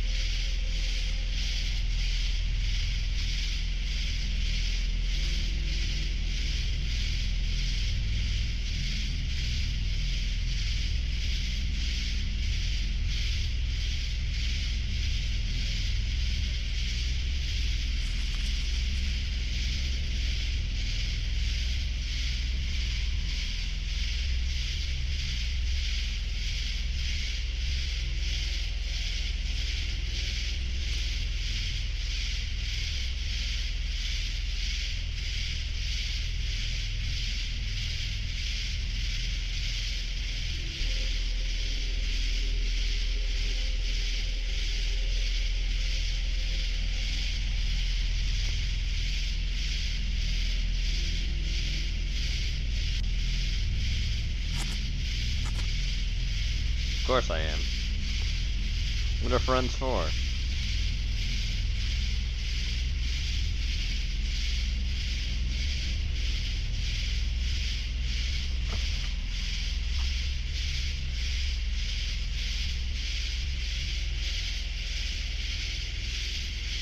I'm getting wolf noises. Ah! Check it out, another snail. Oh shit, another snail. Snail it up. There's a lot of snails around here. Big ones too. They must be out and about because of how wet it got. Oh! Anything out here? Hello! God, that echo's crazy. Yeah, we're in a holler right now. I want to find a place to do that stakeout. I'm also going to play some raptor sounds on my phone out loud to see if it... Oh! Another snail! Mwah! To see if I can entice this thing, if it really is out here, to come see me. Maybe it thinks, maybe I'll play a mating call for a raptor and it will come out here and try to, like, I don't know, molest me or something. Man, that'd be an awful way to go. That would be. Mating pressed by a velociraptor or something. That would be really bad to go that way. In the trees. I do have to keep an eye on that. Dromaeosaurs in real life really like to hang out in trees. They were really good climbers, especially smaller dromaeosaurs like Troodons, Velociraptors, Herrerasauruses. They would hide up in the trees, and then when prey would come on down, they would jump down and latch onto their back and dig their claws and their teeth into their throats before ripping them out. Yes, they the would. mud here is very wet. They're vicious as fuck. Surely, if an animal of any sort, prehistoric or modern, walked through here, I'd be able to catch it. But I'm not seeing anything. I don't even see human footprints, and that just goes to show how isolated this trail is. That not even people have been down here recent enough.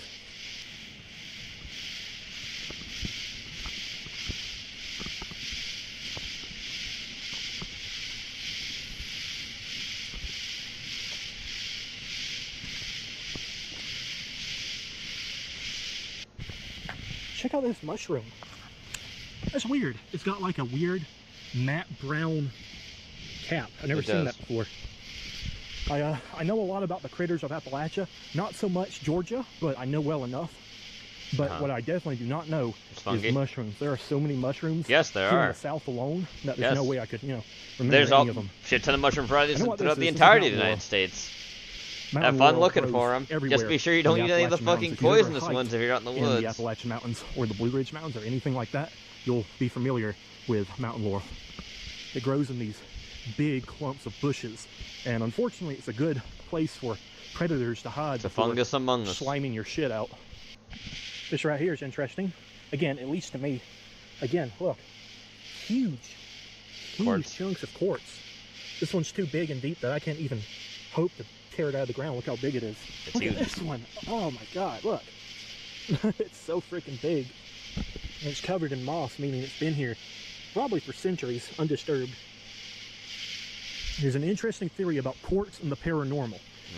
They say that where there is a lot of quartz, it's kind of a conduit for paranormal activity for these spatial anomalies that folks say are in these national forests that I'm in right now. Hello. Welcome back. So perhaps the quartz You didn't miss You didn't miss it a lot. He's basically been looking around for quartz and stuff. And therefore there might be the Georgia raptor. There's been animals like snails. Jenny also asked in general in the Discord, by the way, are you left-handed? Evil scheme? No, only weird people are left-handed. What do you think, critters?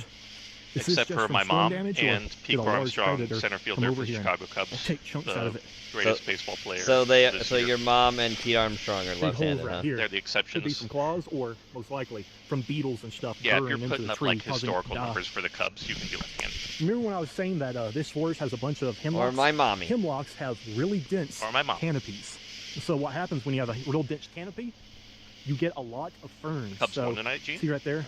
The kind of ferns that you don't really see much in the South, but because this is a hemlock forest, there's enough canopy and enough of a lack of sunlight for these little ferns to flourish along here on the forest floor. Yeah, see, look up there. And that also indicates that the soil is very well nourished. There was probably a wildfire out here a couple of years ago that allowed all this new growth, because I'm seeing True, that's what wildfires tend to do. That's why wildfires are necessary for forests most of the time, by the way. You usually want to make sure they're controlled wildfires, too. Yep, that's why we need contained burns. Yep. If there's too much dead vegetation on the ground. That's what causes the problem. Yep, and it's fucking left-wing liberal assholes who fuck everything up. Yep.